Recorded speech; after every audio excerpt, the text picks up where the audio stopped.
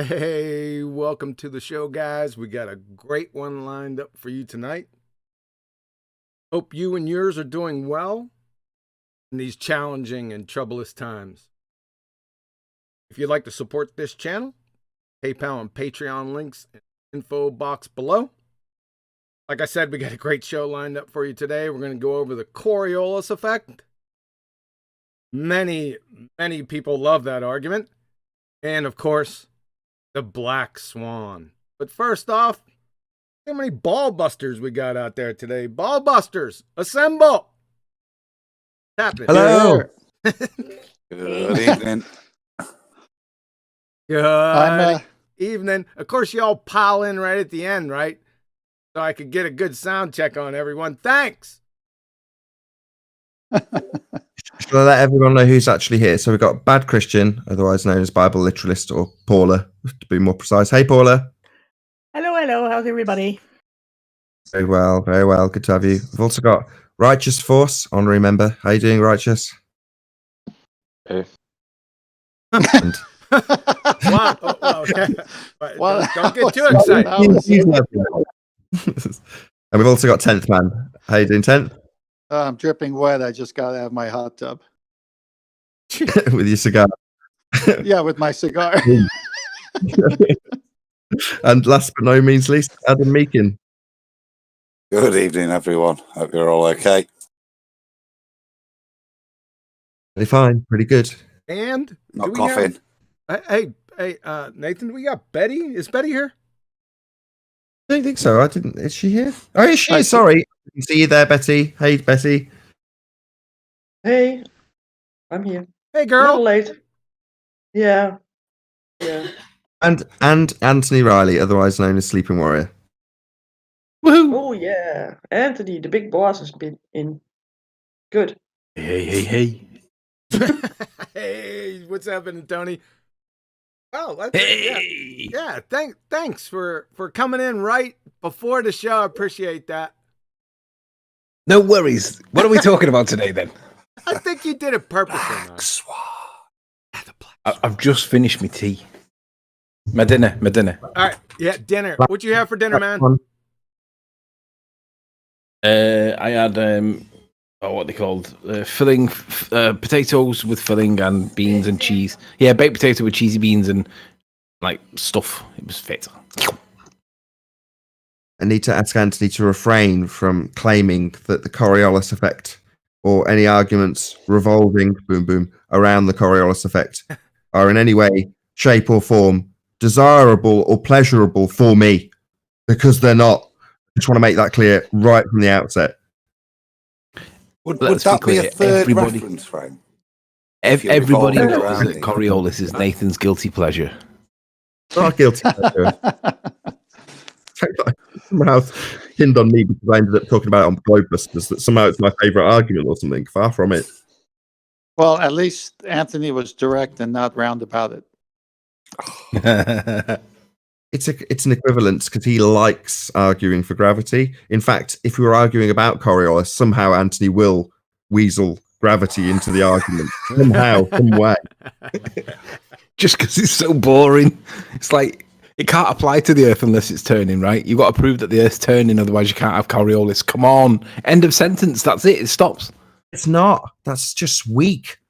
They're going to make an assertion that you prove it with a 15-degree turn of the Earth underneath the gyroscope. That's going to be their assertion. And they're going to say that does prove it. Where are you going to go from there? Oh my God, did you hear Fight the Flat Earth against Nathan Thompson last night with this point? He claimed that there was a scientific experiment that's been done, right, to do with Sagnat, but his starting point, you know, the first stage of scientific method, they observe phenomena. Do you know what he said? He said, the observed phenomena is that the stars appear to rotate, and that tells us that the Earth must be turning. And I'm like, what are you talking about? We see the stars turning. That doesn't tell us that the Earth's turning. It tells us that the stars appear to be turning. But he totally flipped it around the other way, and I'm like, oh my God, utter moron. Step one achieved, though. I mean, in terms of observed natural phenomena, I would accept that. That's definitely an observed natural phenomena. But then, No, you misunderstood. You've misunderstood. It wasn't the observed natural phenomena that he got wrong. It was his interpretation of it. He said that the stars turning tell you that the Earth's turning, and I'm like, what? No, they don't. They tell you the sky's turning. That's where he's going wrong. Science isn't about an interpretation. It's about establishment of cause. So if your dependent variable is the observed phenomena of the stars turning, then what are you going to try and establish? Well, you're going to try and establish the cause of stars turning. So you're going to try and vary and manipulate something you think causes the stars to turn. I know, but it was his interpretation that was the interesting bit, not the observation itself. It was the conclusion of his observation that he thought was proof that the Earth turns. And I'm like, no, it's not. You'd have to listen to it, Nathan. I'm assuming he didn't listen to it. Hey, but I do, despite the fact that you think it's my favourite subject, I do just know the argument like the back of my hand, to the point where, you know, the assertion of science is the bit I'm cottoning onto here, not the necessary constituent parts of his Coriolis assertion. It's more the fact that if that's asserted to be some sort of scientific endeavour, then science is very narrow. And DV, yeah, you've got that. Stars turning, yeah, great. That's dependent variable. So what's the cause of stars turning is my next question. And some assertion of Earth turning. Oh, right. So you validated that with science, did you? You started the Earth turning, stopped it turning, varied and manipulated the Earth turn. No, of course not. This won't be science is the only thing I'm picking up on here. It's non sequitur right from the get-go, right? Because what causes the stars turning? Well, the rotating Earth doesn't cause the stars to turn. Think about that one for a second. That's a non sequitur right there, isn't it? Yeah, okay. If I insert the word apparent, appear to turn because they claim Earth's turning, but you're still not going to validate that with science. Yeah, I wasn't dogging you out. I was just if you would have that dependent variable as the stars turning, right? The cause of that wouldn't be the Earth turning, right? You couldn't put that in a hypothesis, even though it's preposterous even to consider it. But even that is non sequitur. Grammatically, it's non sequitur. Follow? The apparent effect isn't what stars aren't turning. They may appear to turn, and by their assertion, they appear to turn because Earth's turning. But ultimately, they're not turning. So to assert that you're going to try and cause something that's only an apparent effect is to try and assert that you try and cause an apparent deviation in terms of Coriolis. Well, what do you mean cause an apparent nothing's happening? Right. It just seems to be happening. How's that going to be a dependent variable? That's what you're saying, right? Yeah, exactly. Yeah, and it's a non sequitur. In fact, here comes another good one too. Well, let's get back to what he said. Who was this? Nathan Thompson and who? Hello? Fight the flat Earth. Oh, jeez. Oh, my word. Even if you say that he doesn't know, he's scientific illiterate, right? Because it's not even possible to formulate into a hypothesis like we were just saying. The whole subject is not science at all. So just what he did was bash his own head in with the shovel, unsolicited, essentially. Now, another unique thing, like somebody just brought this point up to me on Discord. I forget whose name it was. I'll give you a shout out later. He asked me a couple questions yesterday, and one of them was what the Coriolis effect. Ironically, what we're doing today, and he says, well, is that science? And I, right off the cuff, I was doing other things. I wasn't concentrating on it. I just thought of cause and effect. So the Coriolis effect, you can cause and affect the Coriolis effect. However, it's not science because there's no viable dependent variable. You guys got that? You guys get that one? Follow? I was watching Tenth and Adam flashing away, causing. I was trying to say something here. I was going to wait till QE was done. Can I just say QE can't be heard? I'm just seeing in chat you're very low, QE. Am I very low in chat? Yeah, that's what Kat just seen. In the BALLBUSTERS chat or in the audience chat? In the audience chat, the audience was saying, "Is QE's volume low?" All right, let's try this. QE Radio check, low. radio check. How about now? My levels are great. No, but I find that as well. What seems great at my end is often low on the output. So yeah, if everyone else can Okay, it's coming in fine. Everybody says sounds good. Better. Coming in Yeah, fine fine. now. So did they hear my entire rigmarole over the scientific illiterate, Craig Fat the Fat Girth? Go ahead and repeat it. I think there can be no harm in that, can there? There can be no harm in saying that again. I was trying to do mic discipline. Nathan always says, back away from the mic, back away from the mic. So I'm trying to employ that stuff. Now I'm running into all kind of problems. What's up with that? All right, so let's go back. So he showed initially, as soon as he said that it was scientific evidence that his star's rotating, he showed unequivocally that he's scientific illiterate and would fail 5th grade general science because you can't form a valid hypothesis. Right? You can get the observed phenomenon, yeah, but no hypothesis. Now, I had somebody ask me I think it was last night or yesterday, sometime yesterday, about the Coriolis effect, ironically, what we're going over today. And they said, well, is the Coriolis effect science? And without me thinking I was doing other stuff, and I said, well, it's cause and effect, so I'd put down, yeah, without thinking about it, right? But then he came back and he says, do you have a viable dependent variable? And I said, nope. I had to say it, right? Because I don't. I have a cause and effect relationship for sure, but not a viable dependent variable, i.e., this is not science either. Follow? Yep. I suppose you've got to find a circumstance where you've got something naturally Rotating. deviating from your position. Yeah, this is a bit of a train wreck as a DV, isn't it? It is. Yeah, you have to find something that's naturally rotating. I got it. What? Every time I get up fast, I see stars in my head spinning No, around. that could work, man. Now, with Adam on the panel, Adam, is that due to blood pressure not being regulated properly or oxygen levels? It's hypertension. Postural hypertension. Hypotension. A Hypotension. rate of delayed reaction to your baroreceptors to tighten up your arteries as you stand to maintain your blood pressure. What are you, a giraffe? Well, there's another anti-evolutionist point, isn't it? Anyway, even if you're on a cyclone, like in a whirlpool, your dependent variable is still dependent on your observation of something happening, though, isn't it? As opposed to you looking upon something occurring in nature, it's dependent on you seeing an apparent deviation. Well, how can you seeing something occurring as opposed to you watching something occurring be the dependent variable? Right. You're right, exactly. Not only would you have to find something that's rotating in nature, you would have to be on it. Yeah, you've got to physically be part of the experience of an apparent deviation. In other words, Coriolis effect is described as you witnessing something leaving your continuing to rotate frame of reference. Yes. And you watch it seem to deviate, even though it's not. Well, that all involves you watching or witnessing something. Well, it's hard. This is really hard to phrase because watching a phenomena occur or a phenomenon occur is still you watching something, but it's not you being part of the experience of the dependent variable itself. It's really quite hard to phrase this. Yeah, it is. I've got one, Nath.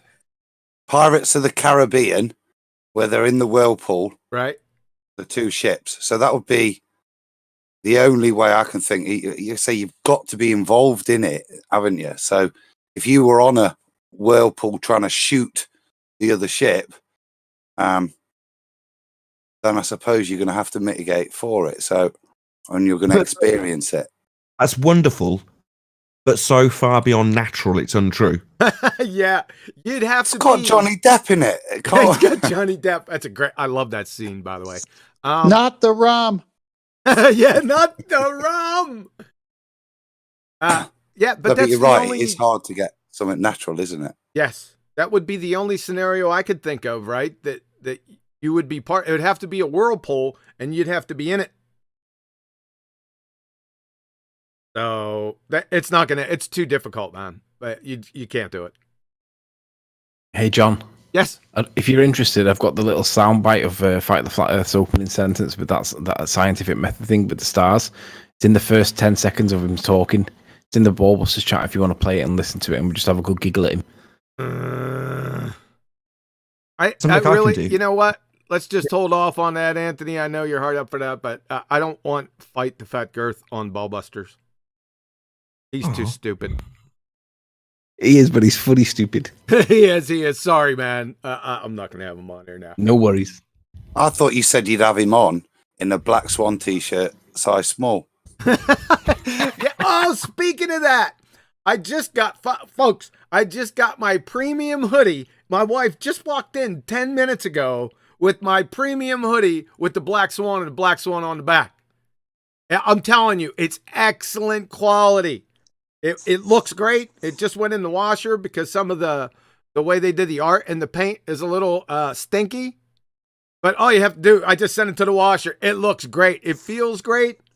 So just want to let you know. Thanks for reminding me about that.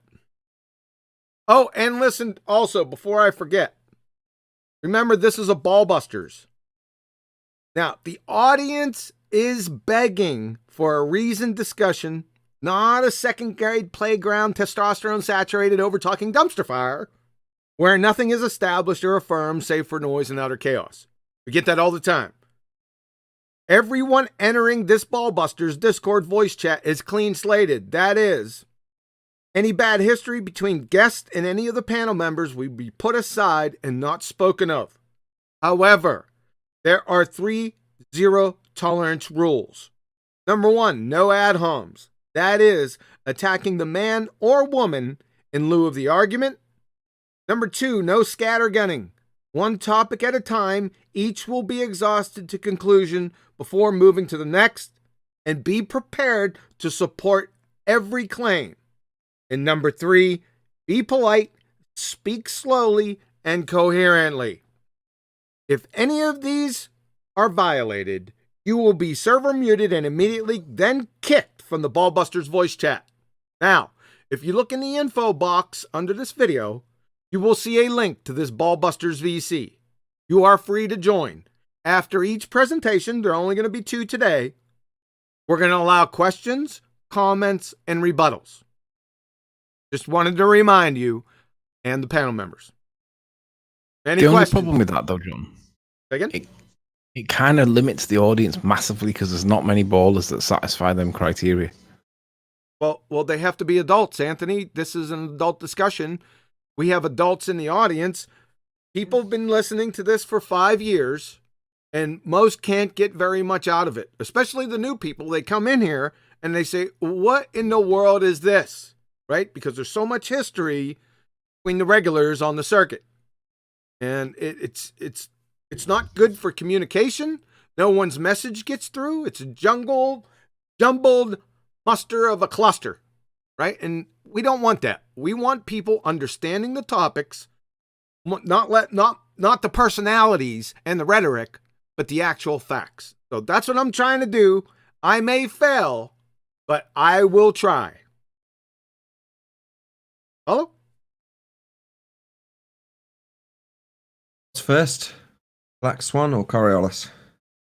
Now, if we do the Black Swan first, we'll never get to the Coriolis, man. Right? Let me tell you something, folks.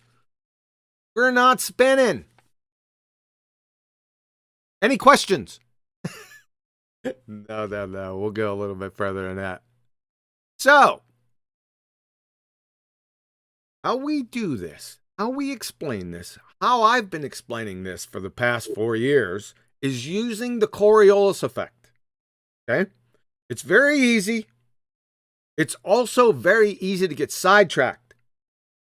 And if you're a veteran and you're trying to sidetrack the Coriolis effect argument, it's very easy to do that because you can bring in all manner of nonsense to derail the discussion. So let's go over it step by step, and hopefully you'll see it. So for the Coriolis effect to exist, you must have, that is, the necessary conditions. Number 1, 2 differing frames of reference. One rotating coordinate system, that's non-inertial, that's the Earth, and one non-rotating coordinate system, inertial.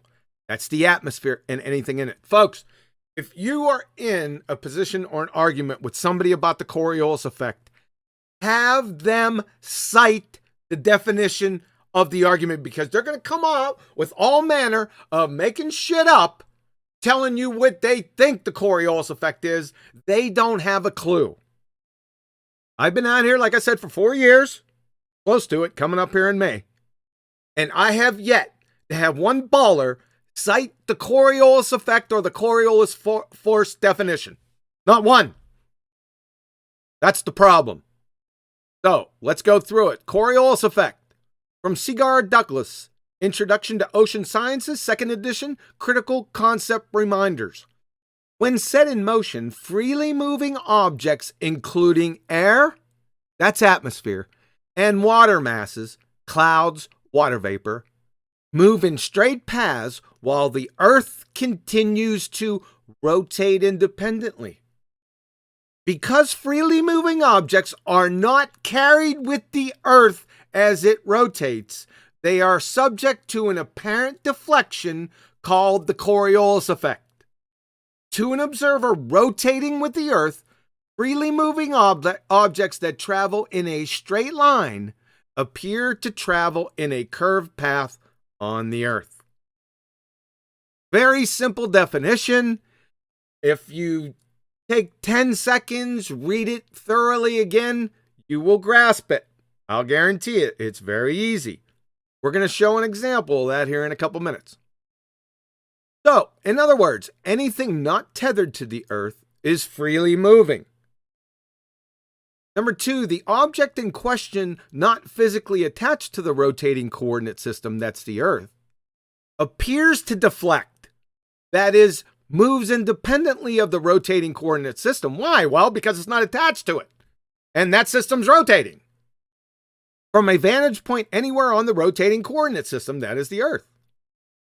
So, if the Coriolis effects exist, and this is very important, with respect to the Earth, that's the Coriolis effect with respect to the Earth, then a flight from Charlotte, North Carolina to LA, nonstop, traveling at 500 miles an hour, that's the airspeed, with both of these locations roughly the 35th degree north latitude, that is, they're both allegedly spinning at 860 miles an hour, should be approximately 1.5 hours.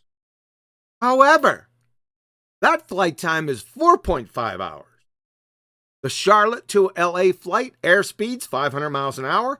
The ground speed is 500 miles an hour.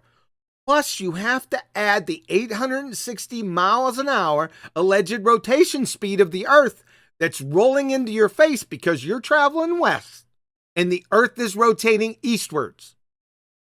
So you have to add those two speeds. That equals 1,360 miles an hour. So in my example, 2 differing frames of reference. Number 1, the Earth, and number 2, the atmosphere and everything in it.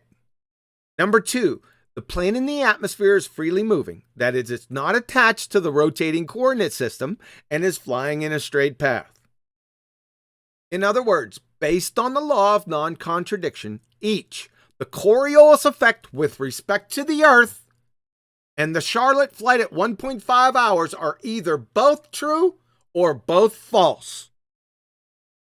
The flight is most assuredly false, therefore the Earth is not spinning, ergo the spinning ball goes by way of the dodo bird, or you're a stationary ball geocentrist. That's it. It's that simple. Before we get to my new 5-step plan, any comments? Let's go with some comments here. I'll start. The Earth is obviously observably flat and stationary. We're not spinning. It's pretty simple. Okay, I'll throw in a comment. If you're a newbie and you're watching this, the reason Quantum Eraser makes it plain that you've got to get your opponent to restate what the Coriolis effect is because they will flip-flop between there being a Coriolis effect and a justification for there not being a Coriolis effect. So in essence, if you've got a rotating sphere Earth, then you must have Coriolis effect. Now, the priests like Neil deGrasse Tyson, will back that assertion, i.e. the Earth is rotating and we do have Coriolis effect. Check out this footballer. He kicks the ball, the Earth rotates underneath, and then it goes through the goalposts because it left the spinning frame of reference. The non-inertial spinning reference frame of Earth was departed from when the ball was kicked and it left the spinning Earth. So I'll say it again for the newbies. If we've got a spinning Earth, you must have Coriolis effect, like explained by Neil deGrasse Tyson with the football example. Ultimately, there's others like sniper examples, so just stick with one just to keep it shorter. However, if Earth rotates under a football, it must rotate under the plane, as exampled by the Charlotte to LA flight. Instead of about an hour and a half, which is what it would be if you got 13 mile an hour combined air and ground speed, because Earth's rotating underneath like it did underneath the football, as alleged by Neil deGrasse Tyson. So the flip-flopping element is that the globe heads, our opponents, will then justify why they don't have deviation. And if Earth's rotating, it must deviate. It's as simple as that. They don't get caught up in the weeds of arguing about their justification for it not deviating when it must. That was my only point. Thank you. Anyone else real quick? The only thing I'd add is in terms of what Nathan said, if you are taking it to its definition of the fundamentals, is to have to bring out that annoying little diagram, which takes it out of the reference frame, bad choice of words, out of the example of using the Earth to ascertain the fundamentals of the Coriolis effect itself. Is quite useful, I think, before you even get to the Earth, to just define what it is that's occurring. And then obviously when that is applied to the Earth, there's less space to move if it's predefined on a roundabout, or like I say, that annoying little, is it Wikipedia's little GIF? Yeah. I'm going to pull it up here in a couple minutes, man. It's important, but what I'm trying to stress is make sure you get them to define what the Coriolis effect is, because once they define it, then they can't weasel out and start adding stuff to it. That's why it's important. If you start with an argument or a debate without having either side define it, then you're going to be watching a absolute cluster screw circle a drain at light speed for about the next 15 to 20 minutes. That's what I'm trying to say. You end up, if it's not defined, that's what I say is getting caught up in the weeds. You start off with an understanding on both sides that the deviation observed from the ground, if you remain on a spinning reference frame, is Coriolis. If you're both in agreement, and it's claimed that Earth spin gives you this effect, then that's what they're shooting for. But if it's undefined, they're suddenly shooting for explaining away why there isn't one, because it hasn't been clearly defined what it is and what they should have. So my point, just to reassert it, is they should have a Coriolis effect. They claim they have got a Coriolis effect. And if it's defined what Coriolis effect is, it's clear, when they haven't, that they can't start arguing about why they haven't got Coriolis effect. They won't explicitly state, I'm now going to justify why we haven't. They just mix it up in the definition of an argument with Coriolis being the overall title rather than the definition of what it actually is. The funniest thing is I had a lot of people, and this has been happening recently, thinking that the Coriolis effect is conservation of momentum. This is so ridiculous. I guess they're trying to baffle everyone with bullshit, but they just hammered the C4 fire and smashed their own head in with a shovel, because the Coriolis effect isn't the conservation of momentum. The number one reason is that they're two different phrases, number one. And if you have conservation of momentum, then guess what? You ain't gonna have the Coriolis effect. My word, people. Nuts. So it's like me saying, well, curtains are rugs. Well, hold on. Curtains and rugs are two totally different things. It's like Coriolis effect is conservation of angular momentum. Well, they're completely different things. That's why they've got completely different names. What the hell are you talking about? That's kind of why I said it's useful to address it with the initial diagram, because what your advanced baller then reverts to is the differential Coriolis speeds as an explanation for why the phenomena that they don't observe is observed. Does that make sense? Because Yes. it's like what QE is saying, get the definition first off. What is Coriolis? It is not a differential of Coriolis speeds based where you are on the roundabout based on you carrying your tangential speed, which is littered with issues in of itself if you want to even allow them that.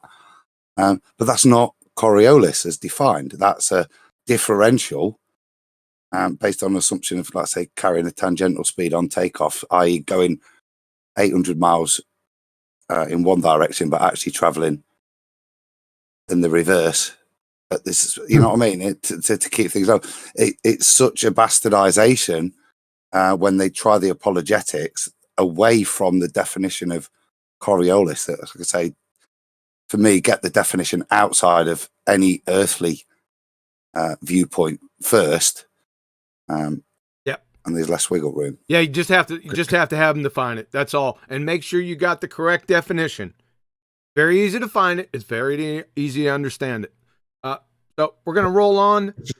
No, Betty, no interruption. Betty, interruption. yeah, I was just gonna say the beautiful Betty Van Velsen. Any admin? Yeah. Well, there was a lot of admin in the beginning of the show. Did you shout that out yourself, or did you see it? No, I did not, and I did not see it. Okay, yeah, you got a lot of stickers by Sam Hine and like saying, "Hey, come on, get on with the show," right? And now you got the last one that says, "Admin interruption for Betty." Yeah, So, thanks. Yeah. Thanks for the admin interruption, Sam. You rock, brother. Thank you. All right, is that it? Isn't that enough? Yeah, that's enough. Hello. Oh, Chocolate, Good. what's up, man? We'll stop the show for you. How's it going, sir? What's good? Not much, not much. I'm good. Going on? What are we talking about? Thanks for the excitement. What's going on? Yeah. What's going My on? God, What? have you been under a rock? What's going on, guys? We're on Coriolis, Chocolate. What Coriolis? Exactly. Bring it back on track before QE launches back into the presentation. So we're at the point where we're saying the advisable thing to do, Chocolate, at the beginning of any debate about Coriolis is get your opponent to establish exactly what it is by defining it. So have them repeat back to you what Coriolis is, so everyone's on the same page of what the claimed proof of Earth spin actually entails. Right. Not, Yeah, I agree with that exactly. not only And have when I them can't- hold on a second. Not only have them define it, they need to cite it. I don't want to hear what they think the Coriolis effect is. I want to know. We have to establish what the Coriolis effect actually is. Follow? Oh yeah. I got some more admin. Every time you talk to me, somebody I know. I'm else just getting ready to go. That's okay. Go ahead. Yeah, no way, because that will take a long time. You got one from Rakia Live. He said, "Swan flu fund, save the ballers. This bendy crane disease has to be cured. This social distancing is cutting into my nesting. I'm on mute." Getting into his nesting time, Rocky. You rock, man. I still don't like you. Anything else? No, that's it for All now. right, let's rock, man. I mean, we're gonna be here all day anyway. I'll just take my time. No worries. All right, my new 5-step plan, better known as the 5-point palm globetard exploding fairy tale religion technique. And remember this: if there's no spin, flat Earth wins. We win anyway, but it sounded catchy. All right, see if you can follow this. See, Adam? Your wish is my command. Oh, you're a gent. I've just made me giggle that. There's no spin. If there's no spin, flat Earth wins, and the Black Swan. Black Swan. Now, people, when you look up the Coriolis effect, you're going to get a GIF. Now, we're going to go from their alma mater wiki because they got the Coriolis effect right. It is very simple. In the inertial frame of reference, the upper part of the picture, the black ball moves in a straight line. Do you see the black ball moving in a straight line, everyone? See, this is straight. Okay? However, the observer, the red dot, who is standing in the rotating non-inertial frame of reference, the lower part of the picture, you see this red dot right here? And see this red dot right here?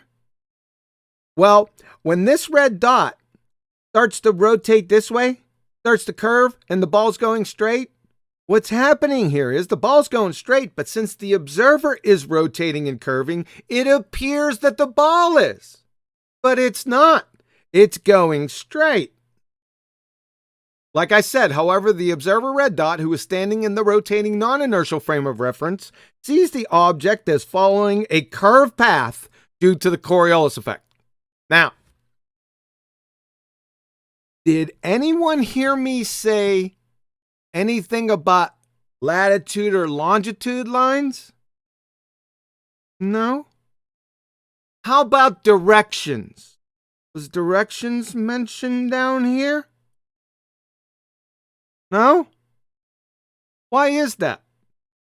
Well, it's for the same reason they don't mention gummy bears and chicken soup here, because it has nothing to do with the Coriolis effect. That's why. No directions. It doesn't mention any speeds here. It only shows this rotating, right? It shows two reference frames.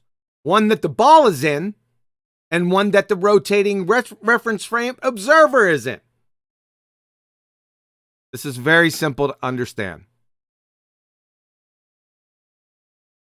If the Coriolis effect exists on the Earth, A, the Earth must be spinning, that is rotating, that's the non-inertial reference frame. B, the object affected by the Coriolis must be moving through the non-rotating inertial frame of reference, untethered to the rotating non-inertial frame, such as airplanes, helicopters, balloons, missiles, bullets, etc. Point number 2. The Coriolis effect, and this is from thoughtco.com, the Coriolis effect, also called the Coriolis force, is defined as the apparent deflection of objects such as what? Airplanes. Moving in a straight path relative to the Earth's surface. So if somebody tells you that the airplanes are not subject to such effects, they're full of it, because airplanes are not tethered to the Earth, making them subject to the Coriolis effect if the Earth was spinning. Very simple. Point number 3. This is the tricky one. So at this point, as long as it's established, and it is, that airplanes are subject to the Coriolis effect, we now drop the Coriolis effect argument. Let me say that again, because this is the tricky part. We now drop the Coriolis effect argument. The actual argument is the Coriolis causes.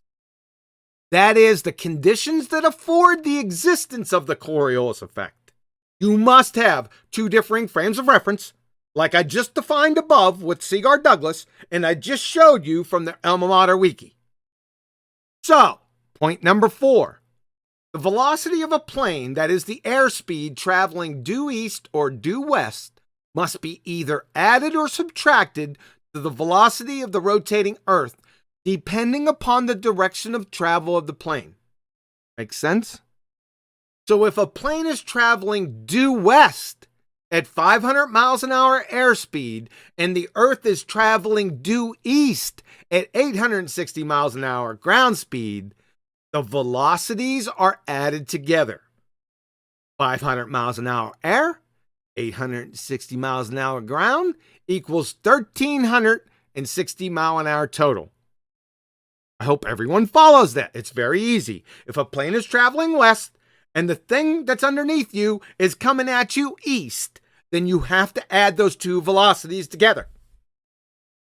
This is second grade mathematics. So a plane traveling due west with an airspeed of 500 miles an hour has a total ground velocity of 1,360 miles an hour. That's point 4. Point 5.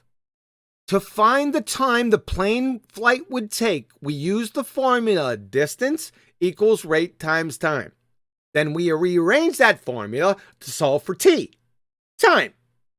That would be distance over rate equals time. So let's do it. So the distance from Charlotte, North Carolina to LAX is 2,115 miles. The rate from above is 1,360 miles an hour. So we take 2,115 divided by 1,360 miles an hour. Ergo, the flight time must be 1.4 hours. That's it. Does this flight time exist? No. Therefore, the Earth is not spinning. Ergo, the spinning ball goes by way of the dodo bird, or you're a stationary ball geocentrist. Simple, voila. Now, spinning space monkeys. Take 5 steps. Now, the only way the above can be refuted is if you're of the position that the atmosphere spins with the Earth. And I yearn, I pine for people saying this. I just sit back and wait, right? So then, Einstein, please explain how the Coriolis effect can exist when the necessary conditions for it to exist are two different coordinate systems, that is, reference frames. One rotating, non-inertial, that's the Earth, and one non-rotating inertial, that's the atmosphere and everything in it. I'd pull up the GIF again, but I don't want to insult your intelligence. So, if you can't do that, this is a violation of the law of non-contradiction. Because if you don't have two differing reference frames, you don't have the Coriolis effect. Simple. Number 2, show the experiment where gases or a gas rotate in lockstep with a rotating solid body just 5 centimeters above the surface, then provide the mechanism. You do understand gases have no intermolecular bonds. Obviously rhetorical. So do gas molecules attach to the Earth and each other by Velcro, superglue, molasses, pixie dust, other? And gas molecules, that is air, vibrate and move freely and randomly at high speeds. Let's take a look at this. Okay. From Purdue University, because it's a good visual for retards. Not present company excluded, and flat earthers in the audience, right? You see what's going on here, people? And it's not going on. Why'd you stop? What's up with you? Somebody's... Let's try that one more time. Somebody's sabotaging me. I gotcha. You didn't think I'd do it a second time, did you? All right, you see, this is the microscopic view of solids, right? They're moving, but it's pretty tight. Then liquids, they're moving too, but they're constrained. As opposed to what? Gases.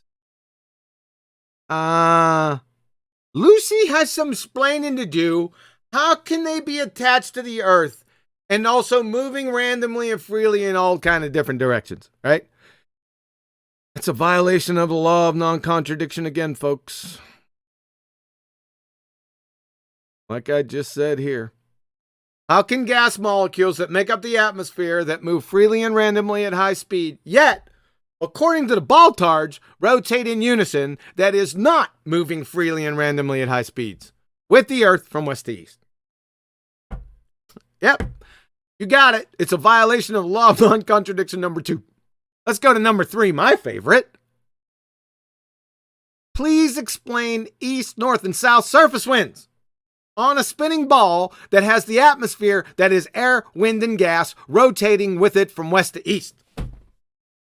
Because if that was true, if it was rotating from west to east, then all the winds would spin in one direction. All the winds. I put surface winds on here because it's easiest for us because we're standing on the surface. We know there's different type of surface winds. Right? Violation of the law of non-contradiction number 3. Also, if you watch the Weather Channel, you can see storms that are moving west. How you explain that? East to west.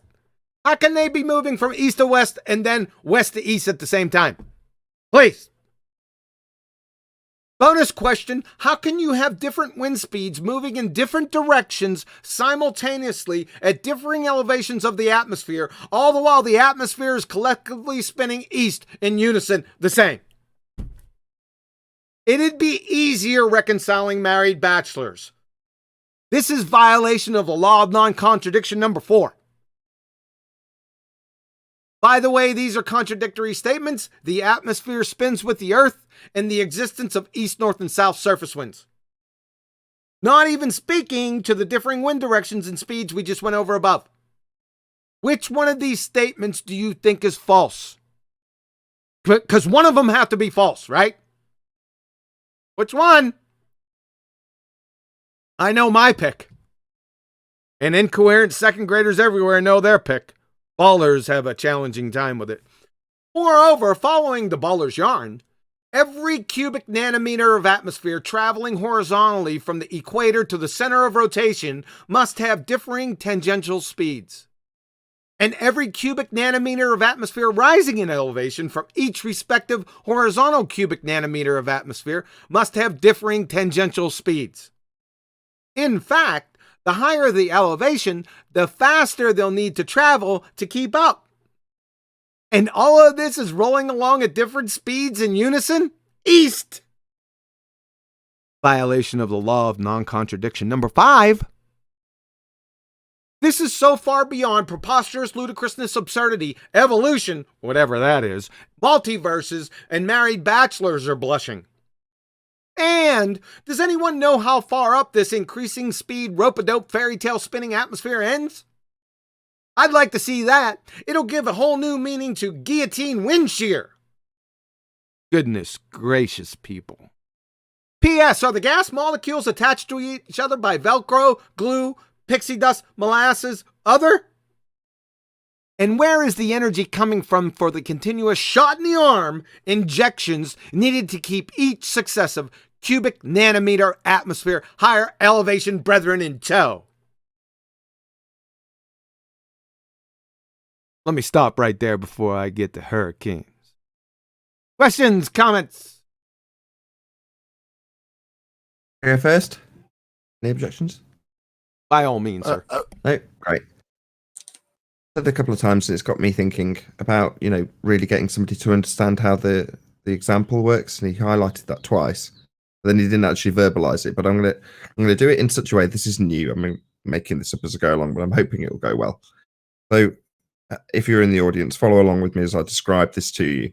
So first and foremost, imagine a roundabout or a merry-go-round. So you've got a merry-go-round in your mind. Now have that merry-go-round be the size that could fit in the room you're in now. So it's in your enclosed room, wherever you are. Now you're going to be sat on that roundabout, and you're going to spin that roundabout round, and you're sat on it. Now, on the roundabout with you is going to be a TV set in front of you that you can look at, and you're going to be holding onto a fairly sizable ball, like a beach ball or something similar. So as you're spinning around and around, holding your beach ball and looking at your TV, as you look at the TV, it's not moving. And as you look at the ball you're holding, it's not moving. Everything's effectively not moving from your frame of reference. Even though you're on a roundabout and it's spinning around, it's the ball and the TV aren't moving. Now that ball, coincidentally, is completely ram-packed full of helium. And what you're going to do at some point is let go, and it's going to fly upwards to your ceiling. Now, from your position, the TV is still as far as you're concerned, not moving. But the ball has hit the ceiling and then stopped. It's just static. It's hit the ceiling. It's stuck where it is because it's full of helium. Now, when you look up, even though that ball is stuck to the ceiling, it isn't moving, looks like it's going away from you and coming towards you, going away from you, coming towards you. Now, you look at your TV set, which is on the roundabout with you, and it's not moving. But when you look at the ball, which is also not moving, it's coming towards you, going away, coming towards you, going away. Well, in reality, the TV is moving along with you on the roundabout, even though it looks like it's stationary. In reality, the TV and you are spinning. The ball is actually stationary after you let it go, but from your frame of reference on the roundabout, with it stuck to the ceiling, the ball that is, it looks like it's coming towards you and going away. Now that's Coriolis deviation, an apparent deviation. The ball on the ceiling looks like it's coming towards you and looks like it's going away from you. But in reality, it's not moving anywhere. It's completely stationary. But the effect, because you're spinning, is that it looks like it's coming away and going towards you. Now, we're going to take away all of the walls, and we're going to take away the roundabout itself. And now imagine that instead of a roundabout, the Earth itself is spinning. And instead of a helium balloon that you're holding, it's a hot air balloon. Well, you should continue to rotate underneath in the same way as you rotated underneath the helium balloon when it hit your ceiling. The hot air balloon on a spinning Earth should do the exact same thing. It leaves the spinning frame of reference, which is claimed to be a spinning Earth, and rises up. And what should happen, the Coriolis causes, as qualified in the 5-point exploding globetard effect, is the causes of the Coriolis deviation are the Earth rotating underneath the hot air balloon. Therefore, the hot air balloon would not actually drift away from you. It's just going straight up. You would start to drift away from it. And continents would start to drift towards a hovering hot air balloon, or a drone, or an aeroplane, or anything that leaves a claim to be spinning reference frame. So in the same way, anything that, like the helium balloon, leaves your roundabout, if it's in your room and hits the ceiling and you see it, you drifting away from it, well, the same principle would happen on Earth. Something leaves the spinning reference frame, the non-inertial spinning reference frame, and the ground continues to move away from it. Therefore, if you're in a plane and you're traveling west, the ground's coming towards you as you're going towards it. Conversely, if you're going east, you're fighting against it. So, necessitated the Coriolis causes as described by Quantum Eraser. In other words, don't get into arguing about what Coriolis is, because that's not our argument. The Coriolis effect's very easy to define. Get your opponent to define it, then forget about it. It's defined. We know what it is. We know what it does. Things drift away because things are spinning underneath other things. Simple as that. Once that's defined, forget about Coriolis. Don't argue about what Coriolis is anymore. But to have Coriolis, the cause would be two reference frames. One being Earth spinning underneath the other, which is the air and everything in it. Oversimplified version of what basically Quantum Eraser's done a much more detailed explanation for in his presentation. Hope that helps anybody out there. Thank you, sir. Anyone else? Paula. Hey, I'm actually here this time. Yeah, I caught you out there. Yeah. Yeah. Well, let's try to make it quick. Keep your comments concise and quick. We're not finished with the Coriolis effect, but go on. Yeah, just I don't know if I missed something. I went out to get a drink, but the issue of an inertial reference frames, people don't understand what that is. A lot of times I hear terms thrown around, but a non-inertial reference frame simply means that things appear to violate the laws of motion because there's two reference frames. And so when people use those terms, that's another thing. You know, I know we don't want to get bogged down in arguing about Coriolis, but the fact is that people keep bringing it up and they use these terms and they don't really know what it means. You know, what's inertial, what's non-inertial. and begging the question overall, that because if we're turning is a hypothetical, and we shouldn't deal in hypotheticals. We should say, okay, I'm standing outside watching the wind, feeling the wind going in different directions, watching the clouds, convince me that I'm spinning, and just start there, because otherwise we're in their sandbox when we deal with hypotheticals. That's about the only thing I can think of to add. Appreciate it. I know Anthony just absolutely loves this argument, so let's see if he's got anything to say. Buddy. Anthony! Tony! Yeah, that's what I thought. Oh, I got an echo. That means he's coming off mute. That was me coming off mute, John. Sorry. Hold up, Adam. I'm surprised he's missed his boat, though, because that was his chance to weasel gravity in. But, oh, well. I've just got a couple of points, really. First is, if you allow the supposition that the atmosphere is in lockstep, I love the other one, the other little diagram that gave you the problem, John, because that shows it. You can almost, at ground level, start to think with the Earth spinning underneath, how it could be acting like a fan, a whipping bat, a spinning top kind of effect to generate the speed, so that the literally the level of air that's at that speed is equivalent. But because if you look at that diagram, how it shows how gas behavior and intermolecular spacing is so vast compared to liquids and solids, it's impossibility to then be able to allow a transfer of those speeds up any kind of height, because what passes that speed that you've already given the apologetics for to allow the first ground-based molecule to have full transfer and keep going? What allows that transfer of speed all the way up through the different atmospheres? And we've said the higher you go, technically, then the transfer has to then defy the laws of physics, because you're asking a molecule going at one speed to speed up the molecule above it in a slightly larger orbit around this ball, to have to go faster than the molecule below it. So it's a total violation of their own physics. First law. Yeah. Okay. The last bit, Nath, was to actually ask you, because this whole thing for me, I think Paula alluded to it, is the flim-flam that they'll use around the inertial and non-inertial reference frame terms. And I've got to put my own hand up. It did my head in a long time. I always thought the inertial reference frame is the one that is, like, I think of it as the bullet. So it's the one you've given inertia, which was fine until you gave that analogy of the static balloon on the ceiling.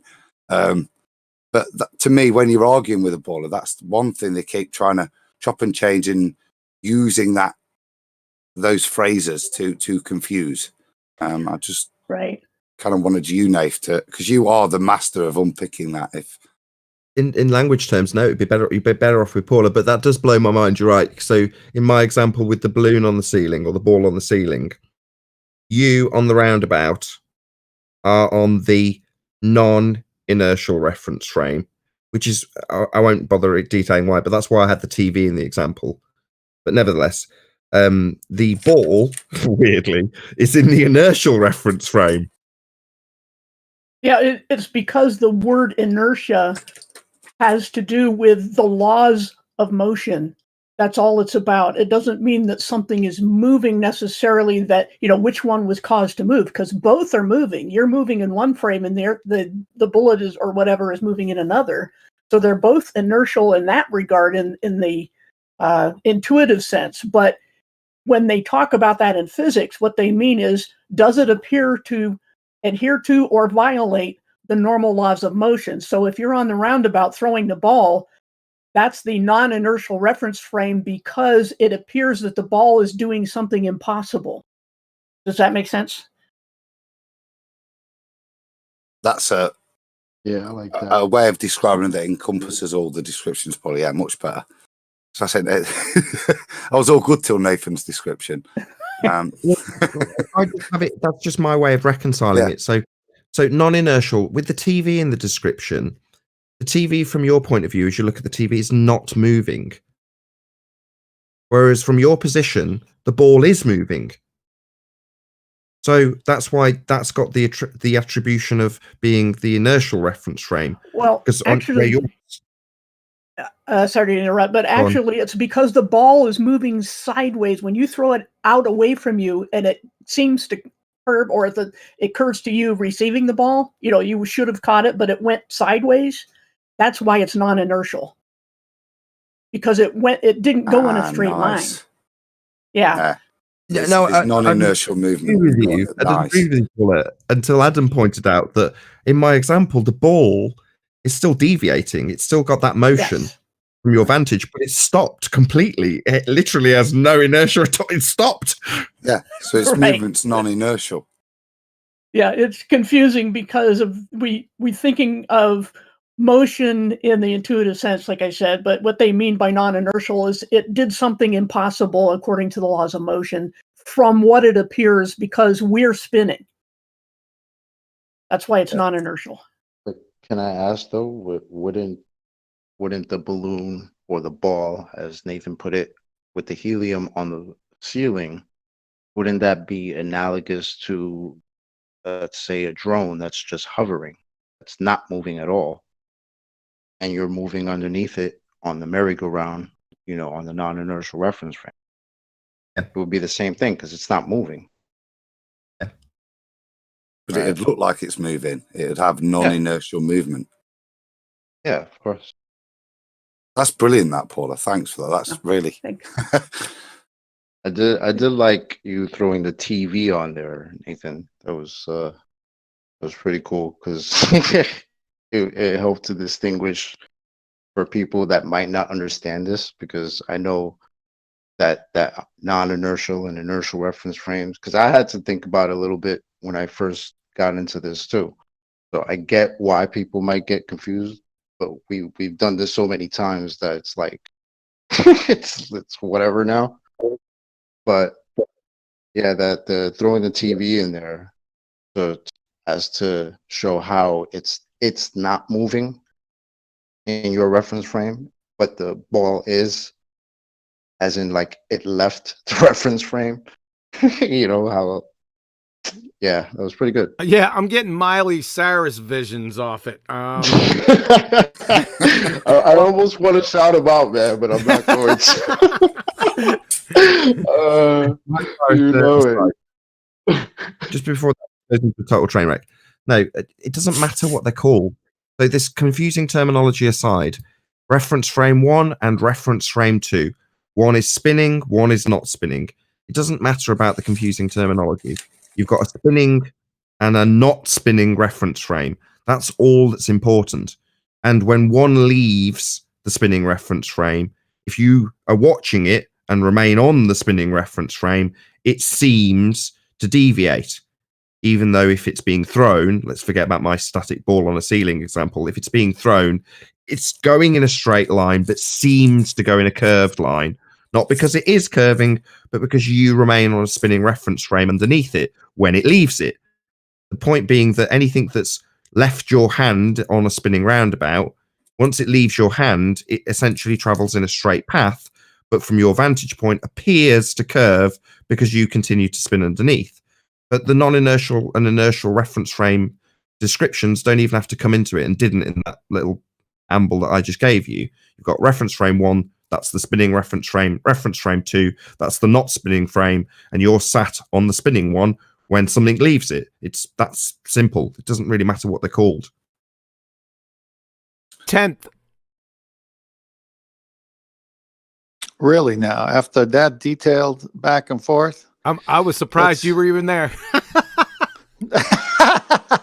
I could have gotten both the back 40 by that time. Let's see. I would say the cause, when you brought up the cause of Coriolis, that's what, when I first heard that back in the day, that was the eye-opening thing. What causes the Coriolis effect, the apparent deflection? And once someone understands that, they're going to understand the argument. But everybody who just said everything is very detailed, very true. And I love this argument, Coriolis, because the Earth must be spinning for it to work. But there is no Earth-based Coriolis, so the Earth is not spinning. I love it. Yep, I agree, 10th. Yeah, and you're kind of put behind the 8 ball being last when everyone gives their spiel, because they'll say everything and you're like, yeah, I agree with, yeah, I don't have anything to say, or I'm not there. Let's try another one. Thanks, 10th. Paul. You're welcome. Paul, hello out there. Hello, I'm driving and I won't both say much, but all I hear now is the Glovers are trying to change the argument. It's centrifugal force. If you go east to west, then things are lighter and heavier going east to west. That's all I got to say. That's the new argument. Oh, that's stupid. We already dealt with that. That Atheism effect. Betty herself clobbered this argument about 2 years ago into the incoherent oblivion and made Geostreber look like the moron that he is. Yeah, so thanks. Betty, before we start over again, any admin? Yeah. Go from Steve and it says goal. Score! So I think it was a score, yeah. Yeah. Thanks, Steve. Any thoughts on the Coriolis effect? You've been around this argument for a while, Betty. Also, you probably don't have anything because it. No, I can maybe do it in Dutch. Go ahead. Go for it. Oh, no. That's not going to stand. You've got to regale us with the Eros effect argument. That was epic. That's a real cornerstone moment for me. I was sitting there thinking this will get a bit of a build-up and Betty will get to shine and tell us about this was an epic moment. You've got to tell us more than that. Do it in Dutch. Doe het in Dutch. Het is gewoon heel simpel. Je stapt op een merry-go-round en op een draaimolen. En je hebt een drone en die gaat omhoog. En Okay, dan thanks. That'll be about enough. Okay. No. Play. In Dutch. That's just mean.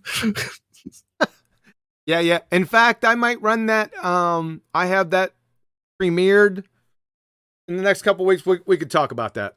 But all right, so we want to move. We're gonna move to hurricanes because this is hilarious. All right, let's do that. Let's move it on out. Oh, before this, remember the link for the VC, the BALLBUSTERS VC, is in the info box below. There's about 8 minutes left till we get to you guys. So 8 minutes, and then we'll go to any comments, questions, or rebuttals. Okay, so pile on in there, ballers, to defend your heliocentric spinning ball space monkey religion. Now, this is pretty funny, and this goes back to my point about having people define the Coriolis effect. Hey, it's really funny if you have them define, then cite the Coriolis effect, then bring up hurricanes. Get ready to laugh yourself into some tear-jerking belly laughing syndrome you may not recover from. I'm going to show you. So, hurricanes. So you're saying that hurricanes spin in opposing directions in northern versus southern hemispheres, respectively, due to Coriolis?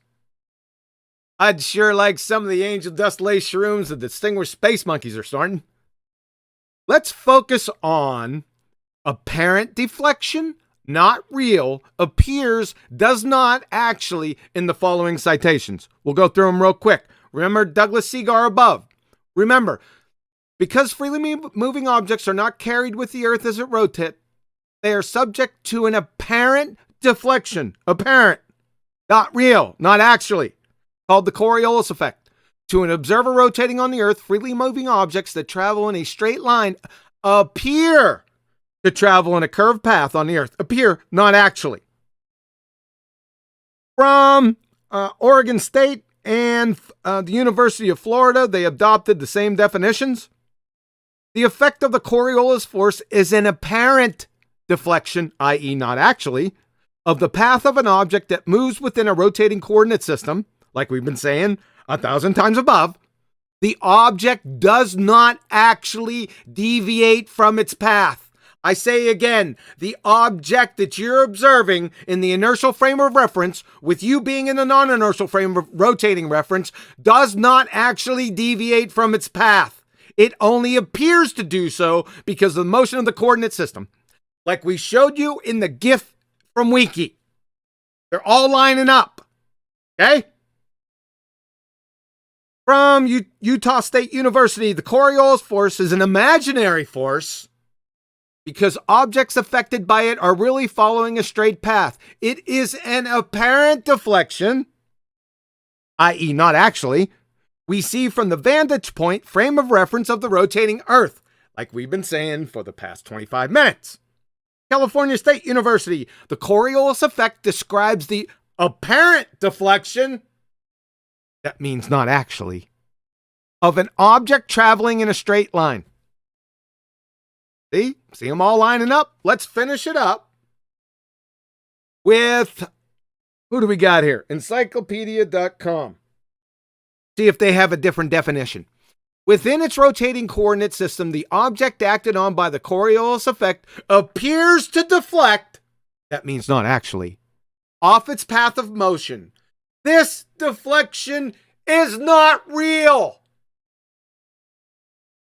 It only appears to happen because the coordinate system that establishes a frame of reference, the Earth, for the observer is also rotating, right? You see all them? Here comes the punchline. Now, we've all seen these, right? Whether it be on the nightly news, weather channels, right? We've seen these before. We're observing these hurricanes, according to them, from the inertial frame of reference. They are actually rotating. Actually. Really. They're not deflecting. Deflecting isn't part of this at all. That's the first belly laugher. Right? Actually rotating. What does an actual spin have to do with the Coriolis effect, which is an apparent deflection? Not real, appears, does not actually. Por favor. Let me say that again. What does an actual spin have to do with the Coriolis effect, which is an apparent deflection? What does it have? This is non sequitur. Answer key. Absolutely nothing. In other words, how can clouds be apparently deflecting actually? Answer me that. I want to hear this. If anyone joins, I'm going to ask you this question. How can clouds be apparently deflecting actually? Huh? Violation of the law of non-contradiction on nuclear steroids. This is tantamount to giving a presentation on quantum numbers with excruciating details on SPD and F orbitals. They're not orbitals, by the way. Then concluding that they are responsible for the creation of facultative anaerobe woodpeckers.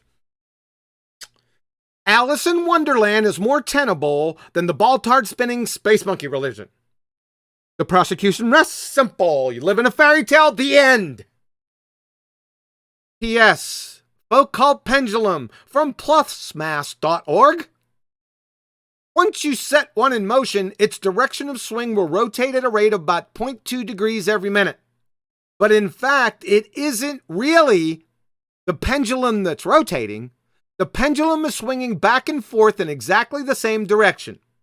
It is the Earth, which is rotating underneath the pendulum, which makes it appear that the pendulum is in fact changing direction. What does this sound like?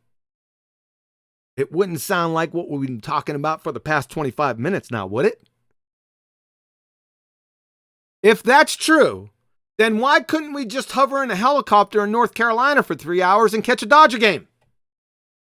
It has to follow, it logically follows from this, right? It's the same thing. I used North Carolina and Dodgers Los Angeles for a reason. Why?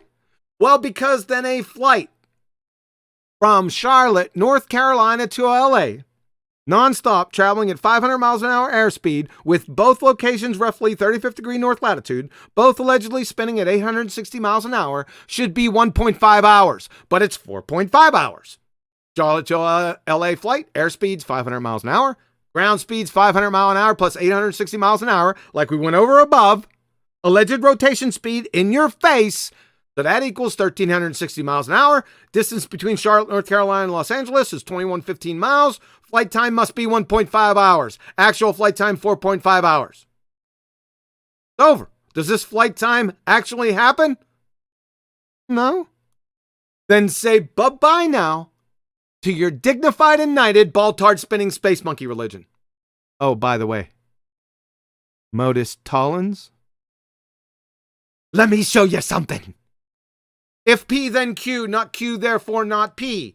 If the Earth is spinning at 1,037 miles an hour at the equator, P, then a non-stop commercial flight from Charlotte, North Carolina to LAX, traveling at 500 miles an hour airspeed, should take no more than 1.5 hours, Q.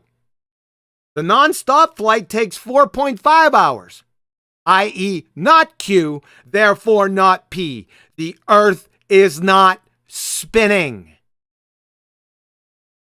Questions, comments?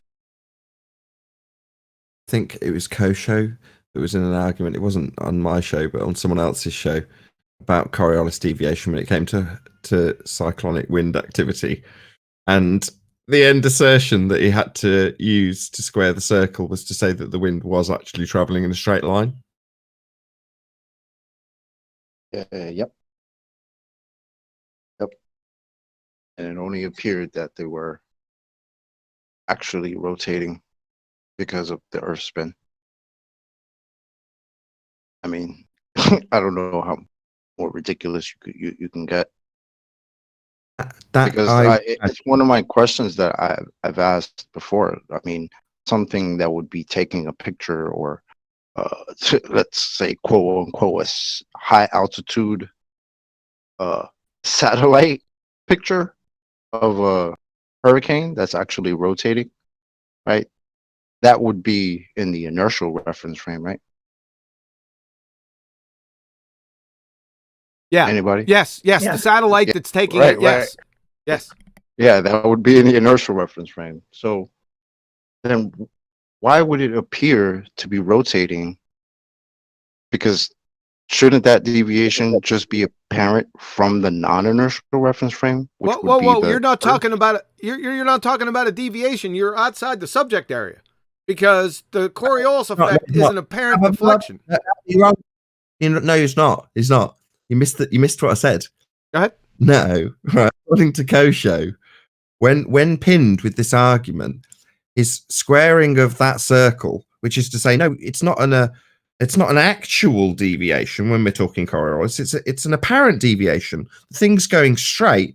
So to square that circle, Kosho asserted that the wind was going straight and only appeared cyclonic because we're rotating underneath it.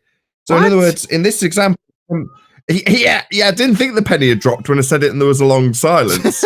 Yeah. That circle, the assertion was made that we're actually traveling in a straight line. Yeah. I'm sorry. So, that is too stupid. That's so far off the reservation. It's too stupid to comment. No wonder I didn't understand it. That's moron. You need a set of ruby red slippers. Yeah. To contact that. It is that ridiculous, isn't it? If you're in Kansas and you see a hurricane caused by Coriolis, then there isn't actually a hurricane there. I was going to scale it down, Adam. You got there before me. I was going to do just that. I was going to say, when you talk about like twisters, Well, you're not talking about a mass scale hurricane that you could look above and only see one small section of it. You can see it over there twisting. You know what I mean? No, that's not twisting. That's a straight line. That is right there. It just looks like it from here. Only if it's caused by Coriolis. If it's not a Coriolis cause one, it could be Whoa. fine. That's not the Coriolis cause. It's called the Coriolis effect. Exactly. Gotcha. The point, isn't it? So that's the yes, next it thing. is. How the hell did it cause it? But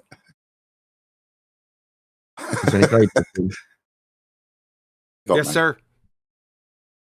All right. I don't think we need to go through hurricanes because it's pretty funny, right? It has nothing to. What I'm trying to say is the Coriolis effect, and in relation in context of hurricanes, is non sequitur, because the Coriolis effect deals with apparent deflections. Hurricanes actually rotate, so it's not. That's what I was saying. It's non sequitur.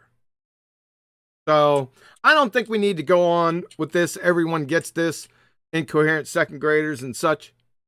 Maybe we ought to shift to question and answers and get some people in here. Any objection to that? I think that's a good move at this point. We still have the Black Swan to go over. Now, I don't mind. I could spend 5 hours in here. I don't really care. But let's go ahead and move on. Righteous, sir. John, I've got one thing that needed checking, which was to Elka Administrator Betty. Oh, God. What?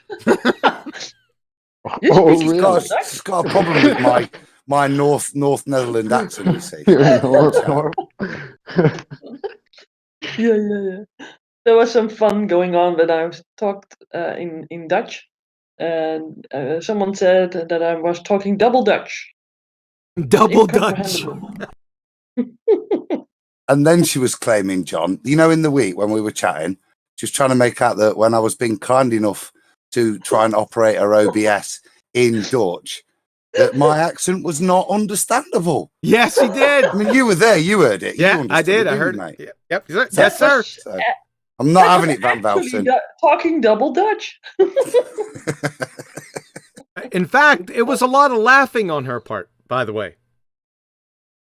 It's so funny. If you guys try to talk Dutch, it sort of goes past me. I don't expect it. That's for one. And you have such a way of mispronouncing these words. Yeah, right? and your laughing motivates us to speak it more. Yeah, I hope so. Hey, let's move on to question and answers, if you guys don't mind. Righteous, sir. All right, something came up. Betty's got to take over for a bit because I got a phone call. Okay. Yeah. Betty, ma'am. Yeah. Let's see. Can we go down? I'm up for the task. Yeah. Say again. I'm up for the task. What do you want me to do? Can you just go down from the top of the BALLBUSTERS voice chat? Go ahead and unmute and.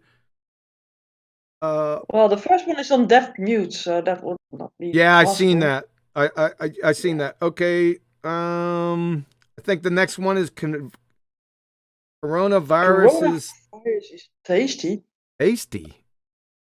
Okay, Yeah. just get your. I'll tell you what. Just have your trigger finger on the deaf mute. Oh well. Okay. I'm unmuting you, Mr. Coronavirus.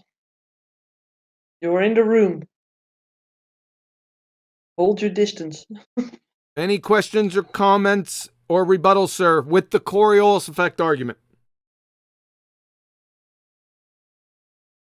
I think he's holding his distance. And when you wake up, you will think you are a swan. Giving me swan bumps already. Okay. Albacore tuna. Oh my god, yeah.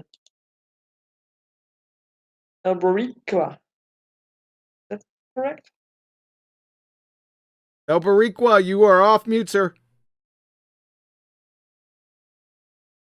Thank you very much. John. Cool name, dude. Yeah. You're off mute. Thank you very much. Matthias. No. I think he was. Wait, I think he was I trying. could see him flashing, but I didn't hear anything. Hey, John. maybe- Okay, John, drop out and drop back in again, and we'll get back to you. There you go. Matthias, comments, question, rebuttal.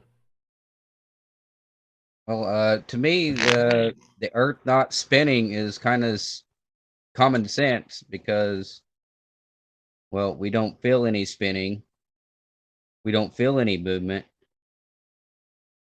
so there you go. Thank you, sir. Moose Tone.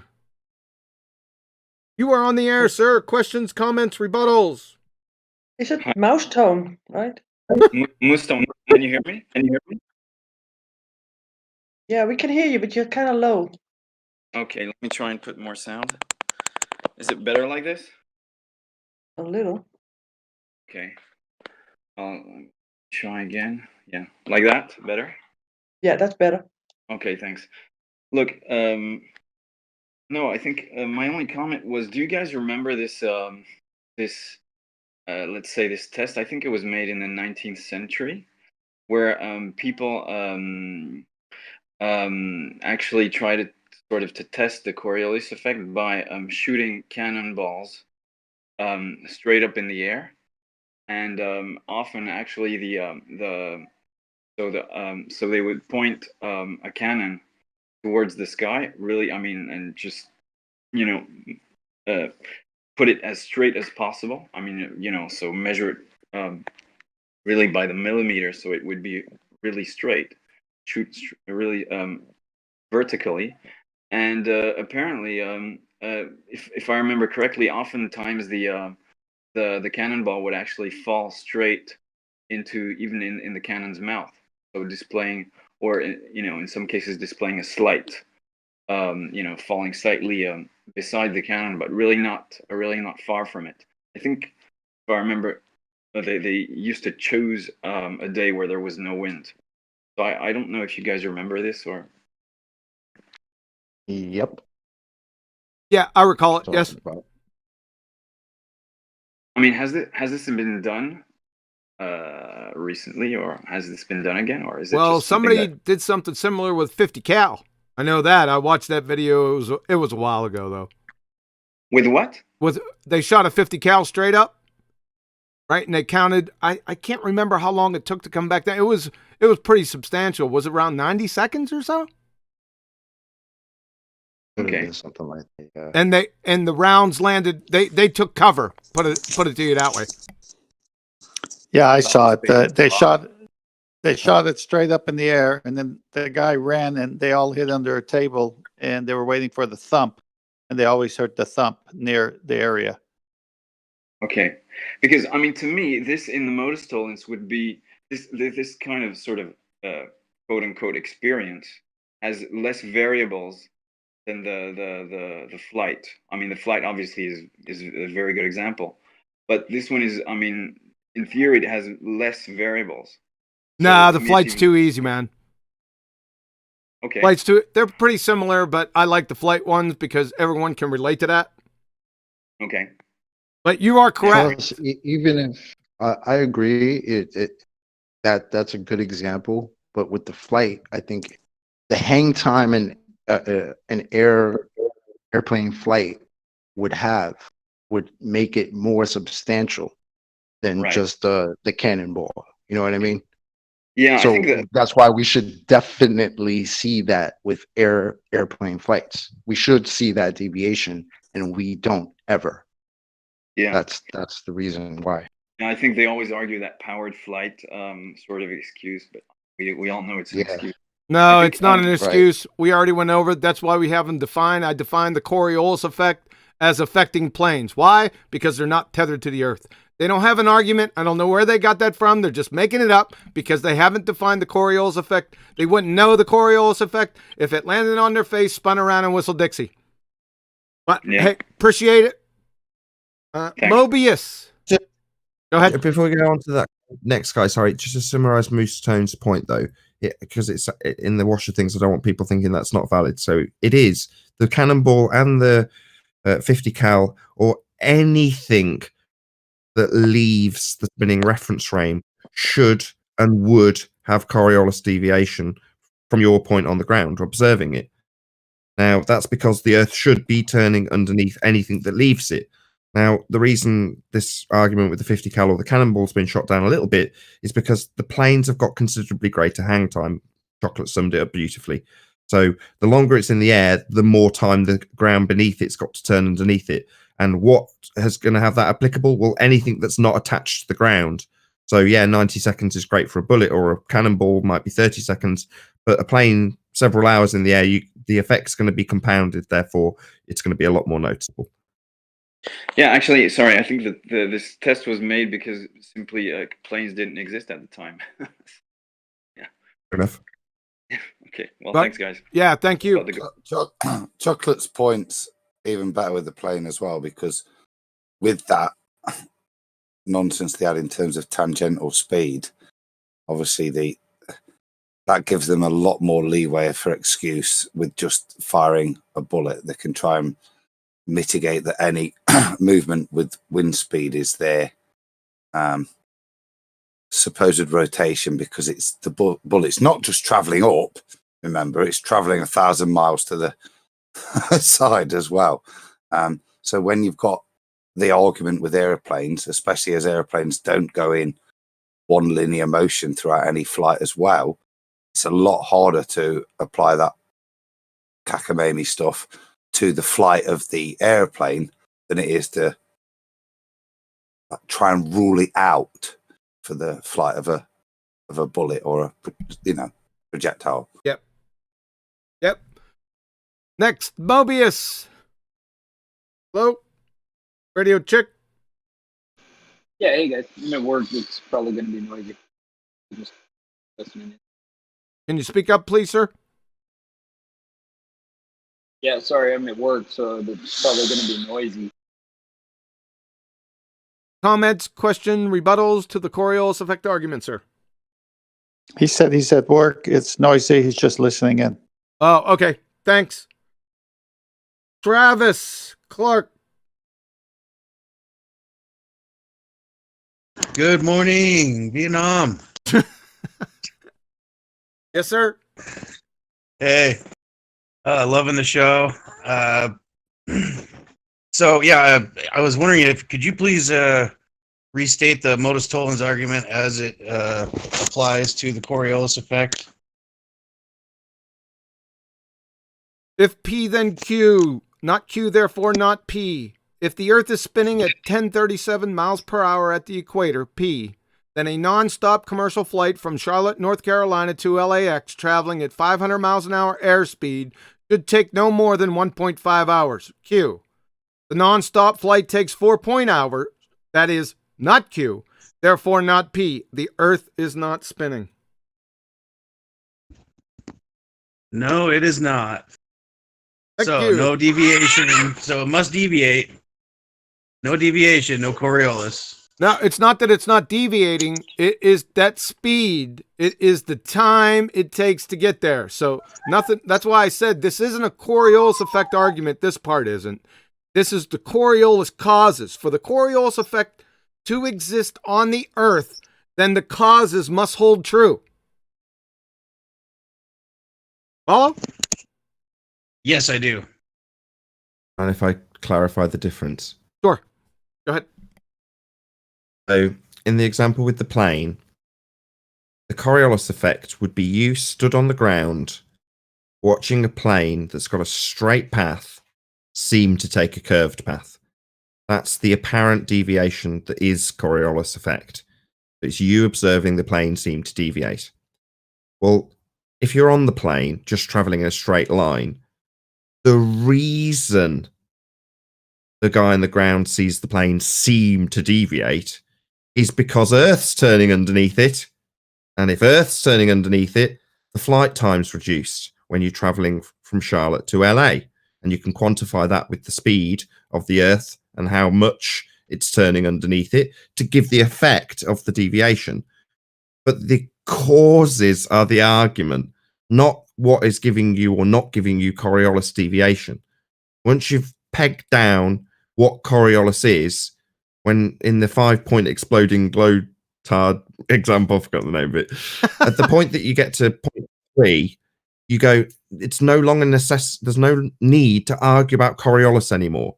And deviation, when you phrase it that way, is specifically tied to you observing something going in a straight path, but seeming to deviate as you watch it.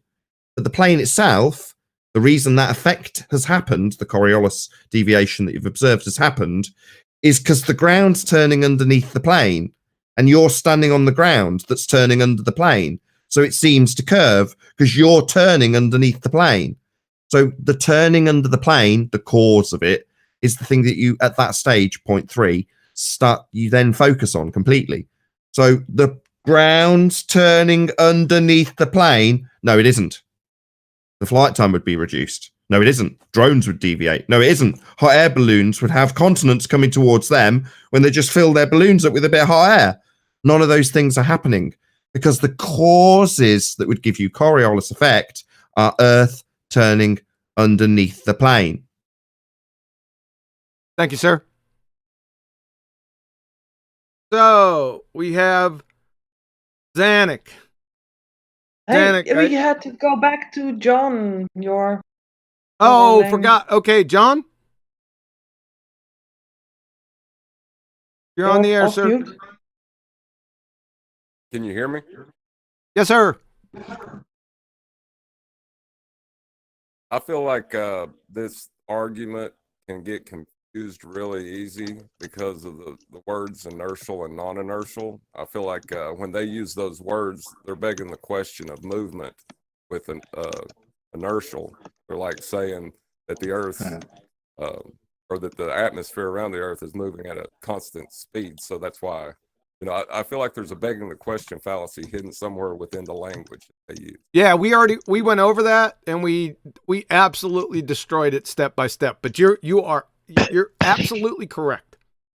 Like I said in the beginning, it's easy to derail this argument based on people's ignorance. You can throw a multitude of balls at the wall to see if they stick here, right? And just confuse the argument. And in the end, everyone's confused. No one gets it. And it's an abject train wreck.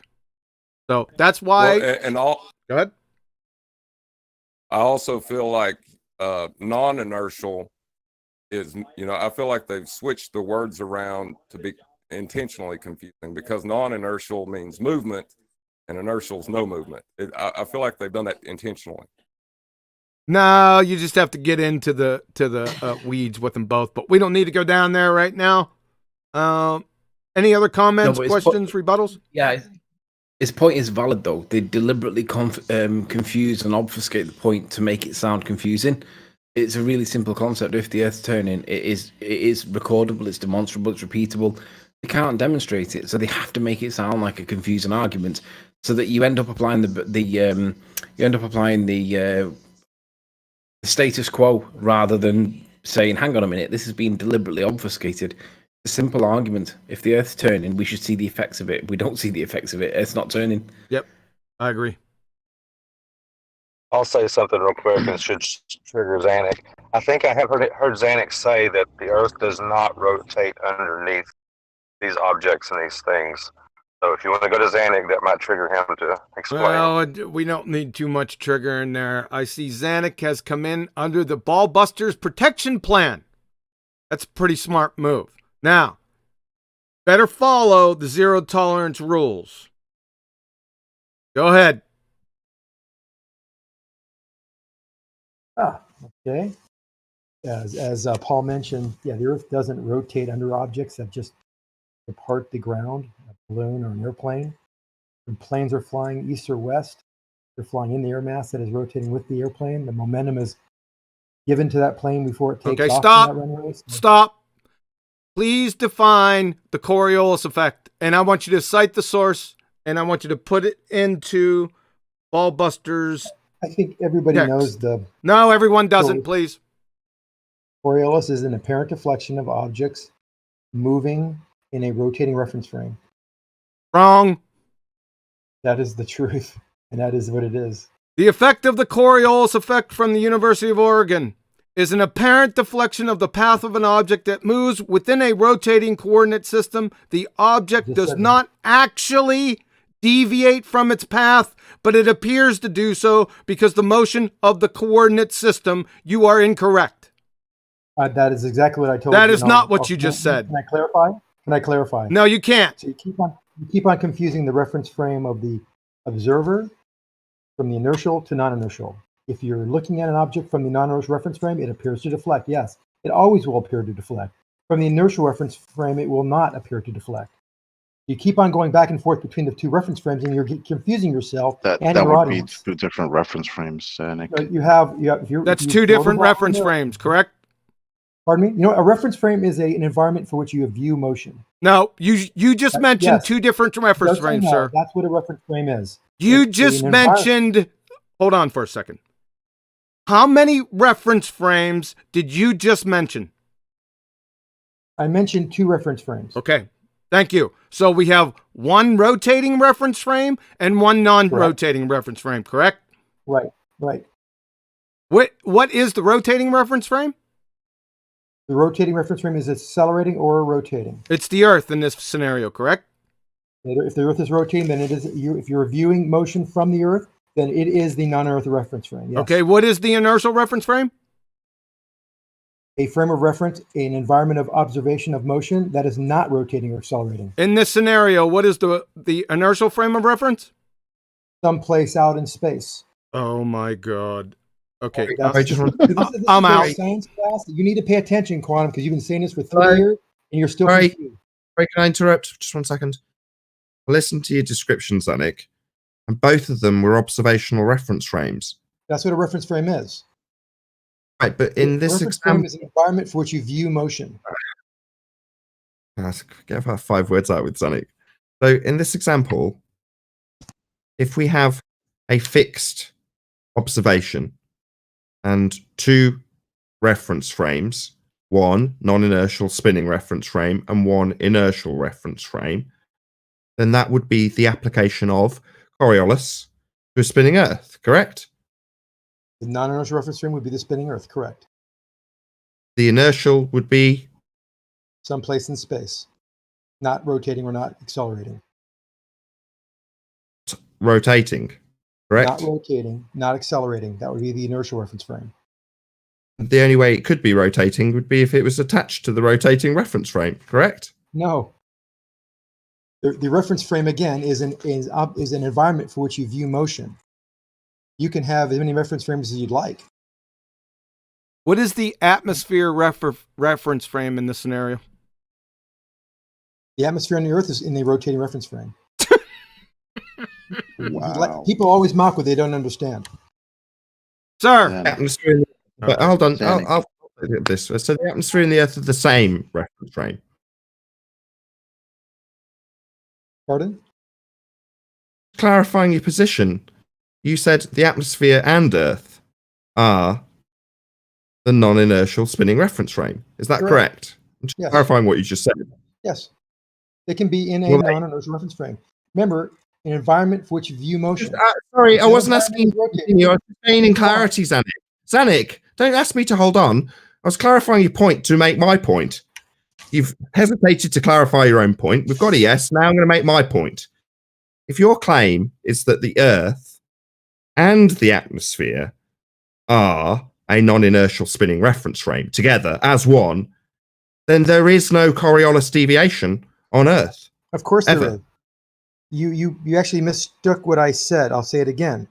The environment for which you view motion. So if you're viewing motion from the non-inertial reference frame, as in on the Earth or in the atmosphere, then you are in a non-inertial reference frame. That's incorrect. So that is not incorrect. It is incorrect. We just showed you that. You got to check yourself, Quantum. You got to check yourself. Right. Betty. Yeah. Talk challenged. Any chance you can actually let him respond rather than just telling him he's wrong when he hasn't actually qualified him saying you're incorrect? Thanks. Sure. Go ahead. I'm not. I'm finished, Nathan. Okay, so when you throw a ball on a merry-go-round, for example, the ball doesn't leave any reference frames. You are looking at the ball from a non-inertial reference Oh, frame. God. So it appears to deflect. It appears to deflect. From an inertial reference frame, it looks like it goes straight. It all depends on what coordinate system you're looking at it from. That's why you have to understand what a reference frame really is before you can actually have this discussion. And that's been confused for 3 years as far as I'm concerned on this. Okay, on this discussion. you can talk me through it, Nick. Let's just see how we get on. So let's take the Earth as the non-inertial spinning reference frame in this example. We're going to beg the question, you'll love it. And we've got a football on a playing field. Okay. And they're both rotating together as one. The ball and the ground. Right. That's so they're both part and parcel of the non-inertial spinning reference frame. Right. When the ball's kicked into the air, it would be leaving the non-inertial frame of reference. No. That's the first mistake you've made. No. Well, not according to Neil deGrasse Tyson. According to Neil deGrasse Tyson, yeah. Sorry, Zanik. Zanik, excuse me. I'm still talking. According to Neil deGrasse Tyson. Can you shut him up, Betty? Because he's just rumping the shit out of my conclusion. Can you shut him up, please? Thank you. Yeah. So, while you might want to disagree with me, Zanik, Neil deGrasse Tyson tweeted out to bazillion people that was very specifically a demonstration of those two separate reference frames. According to Neil deGrasse Tyson and his tweet, calculated by the best mathematical boffins of this world, he stated that upon leaving the non-inertial spinning reference frame of a spinning ball Earth, we observed from the stands what looked like the ball curving. But it didn't actually curve. It was the Earth rotating underneath, according to Neil deGrasse Tyson and his tweet about Coriolis and the two separate reference frames that were experienced by the ball when it left the spinning Earth and entered, according to him, an inertial reference frame. So you're saying, hissing in the face of Neil deGrasse Tyson, that both atmosphere and Earth are as one, spinning together. But that would be in defiance of Neil deGrasse Tyson's explanation that when the ball leaves the spinning reference frame, exactly as described by Coriolis deviation, that we see it seeming to curve. It's not. It's Earth turning underneath, according to Neil deGrasse Tyson, because it left the spinning reference frame exactly as described by Coriolis deviation. So you saying that they travel as one, number one, air can't be bonded. That's air, it's gas. It's not bonded to a spinning Earth. That's your first problem. The second problem is your explanation of Earth being bonded to the air violates how gas works and wouldn't give you Coriolis, as described by Neil deGrasse Tyson. Now, I don't know who you are, Zanik. You're just some muppet on the internet, as far as I'm concerned.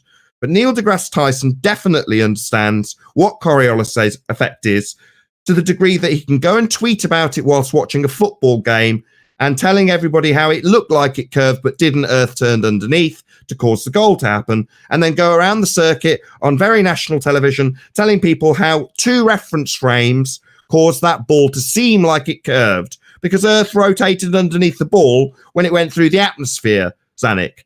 So your shite about them being traveling together is just some nonsense babble assertion from some complete nobody on the internet. You're wrong. Neil deGrasse Tyson asserts that we have got Coriolis effect when the ball leaves the spinning reference frame, because that's what Coriolis effect is. The only problem with Neil deGrasse Tyson's assertion that when the ball leaves, it experiences a apparent deviation, if we're watching it from the stands, is that if Earth's turning underneath the ball to make it seem from the stands like it's curving when it isn't, then the Earth would also turn underneath planes, which also leave the non-inertial claim to be spinning reference frame of Earth. And planes don't experience Earth turning underneath them in the same way as Neil deGrasse Tyson asserted that the Earth turned under the ball, a la Coriolis effect, because that's what it is. Two reference frames, one spinning, that would be Earth, and one not spinning, that would be the air that the ball travelled through, according to Neil deGrasse Tyson.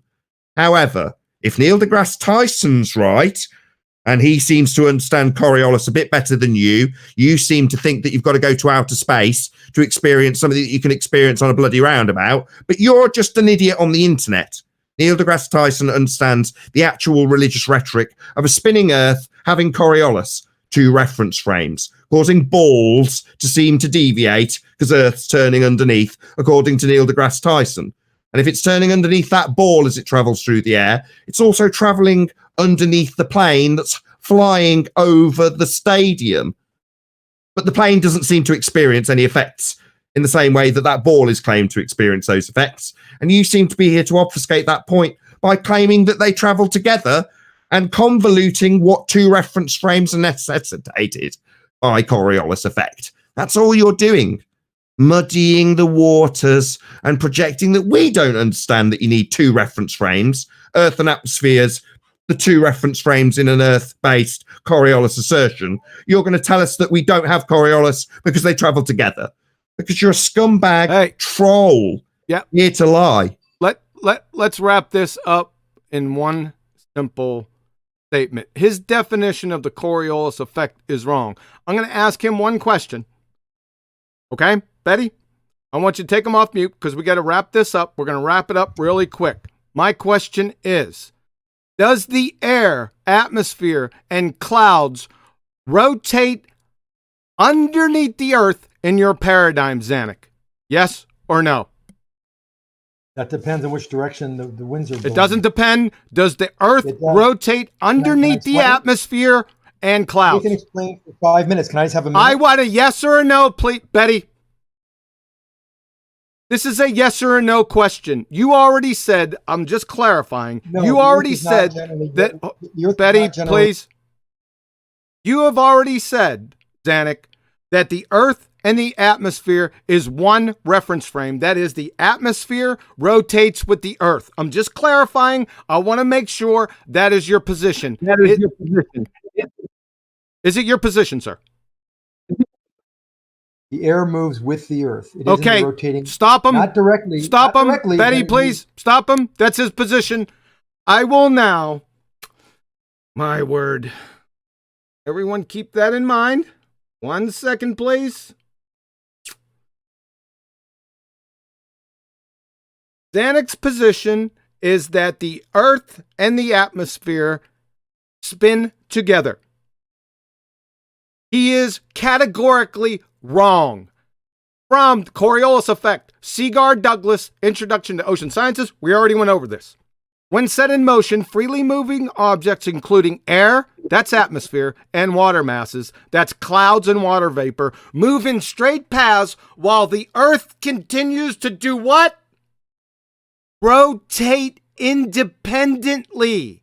Because freely moving objects are not carried with the Earth, it's over for you right here. You do not understand the definition of the Coriolis effect.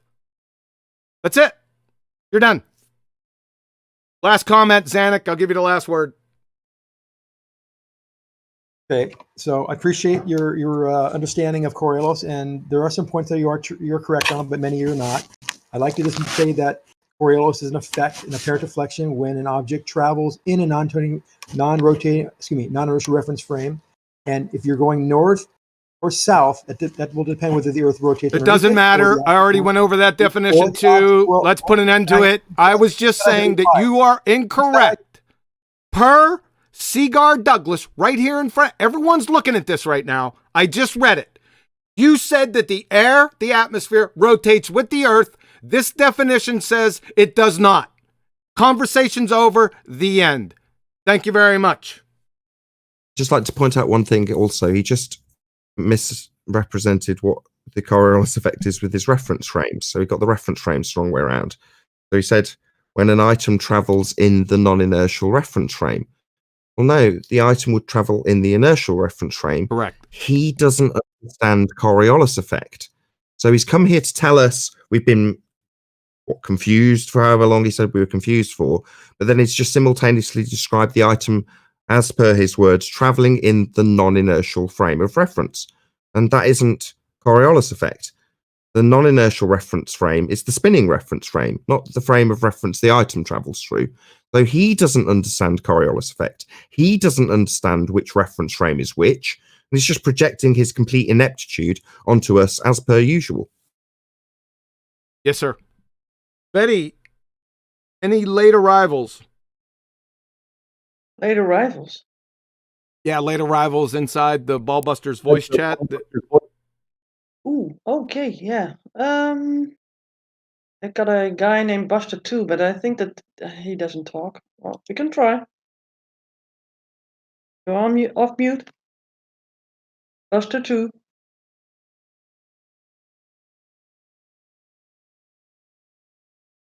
Thanks, Buster Yeah. 2. Invigorating. Invigorating and very insightful. Okay, we're going to go quick. Final thoughts on the Coriolis effect. We'll put it to bed before we get to the Black Swan. Paula. I think Paula dropped. Thanks, Paula. Maybe it's dinner time for her, right? Yeah, that's true. That's true. Anthony. The biggest argument that I get usually is that bullets aren't in the air long enough, drones aren't in the air long enough, everything's not in the air long enough, but the longest thing that is in the air are planes.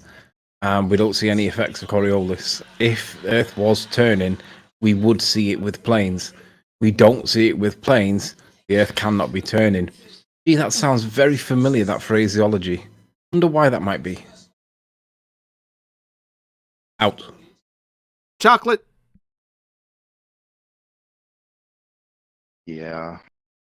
I always enjoy this argument with Zanuck because he's very good at trying to deflect the argument every which way, but except the way it's supposed to be. Yeah, that's an apparent deflection.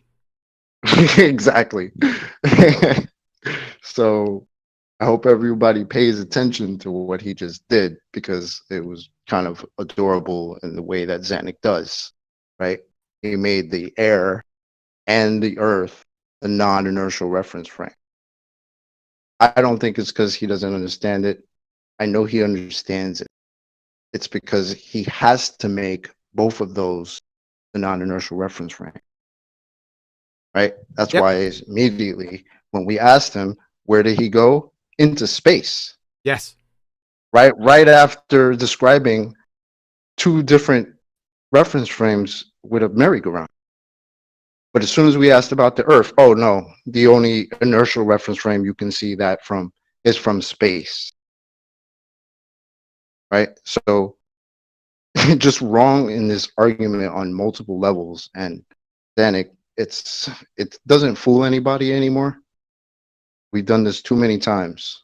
So it's a wrap for you and this Coriolis nonsense.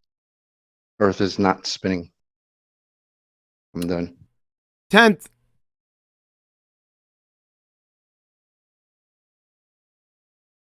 Thank you, 10th. I know it's a long one, brother. Hang in there, man.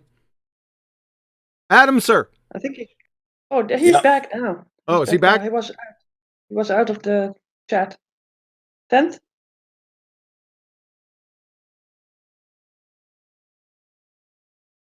You might not be able to speak. Denied twice. Denied twice. Adam, sir. I think I would echo what Chocolate's just said. That's the reason. Coriolis is fine. Debating it with ballers, and that's the bit I said where Nathan excels. If you listen to him just unpick Zanuck's obfuscation and confusion.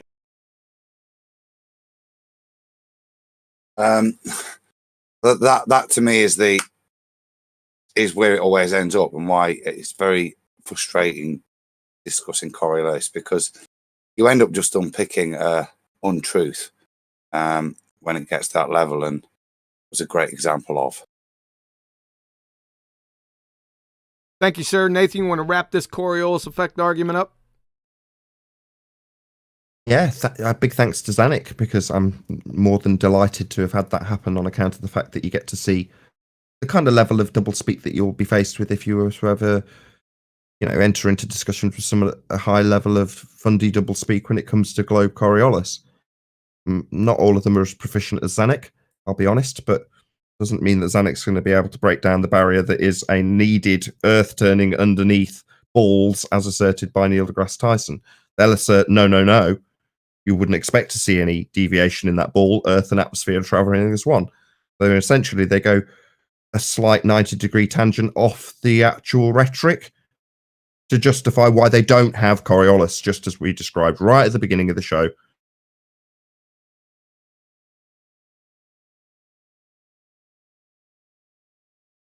Thank you, sir. Appreciate it. That's all for the Coriolis effect argument. Unless we missed somebody, I do not see any new arrivals in there. So we're going to move on to Black Swan.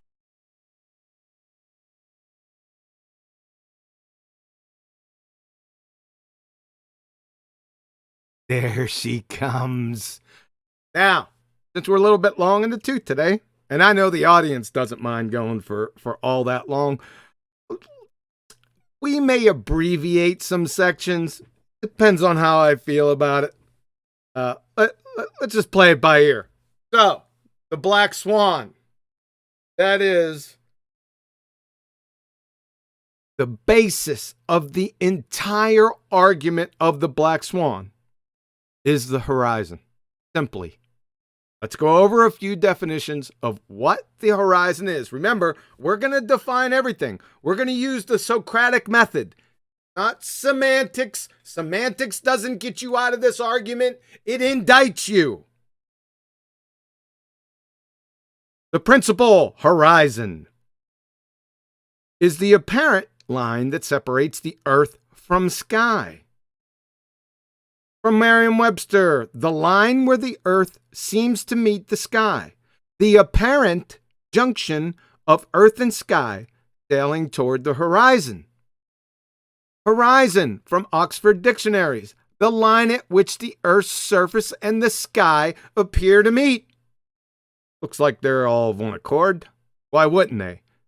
It's a simple definition. U.S. Department of Defense horizon in general, the apparent or visible junction of the earth and sky, as seen from any specific position. Also called the apparent, visible, or local horizon. Well, what's the local horizon? From National Geographic. The local horizon, also called the geometrical horizon, is the visible boundary between the earth and sky.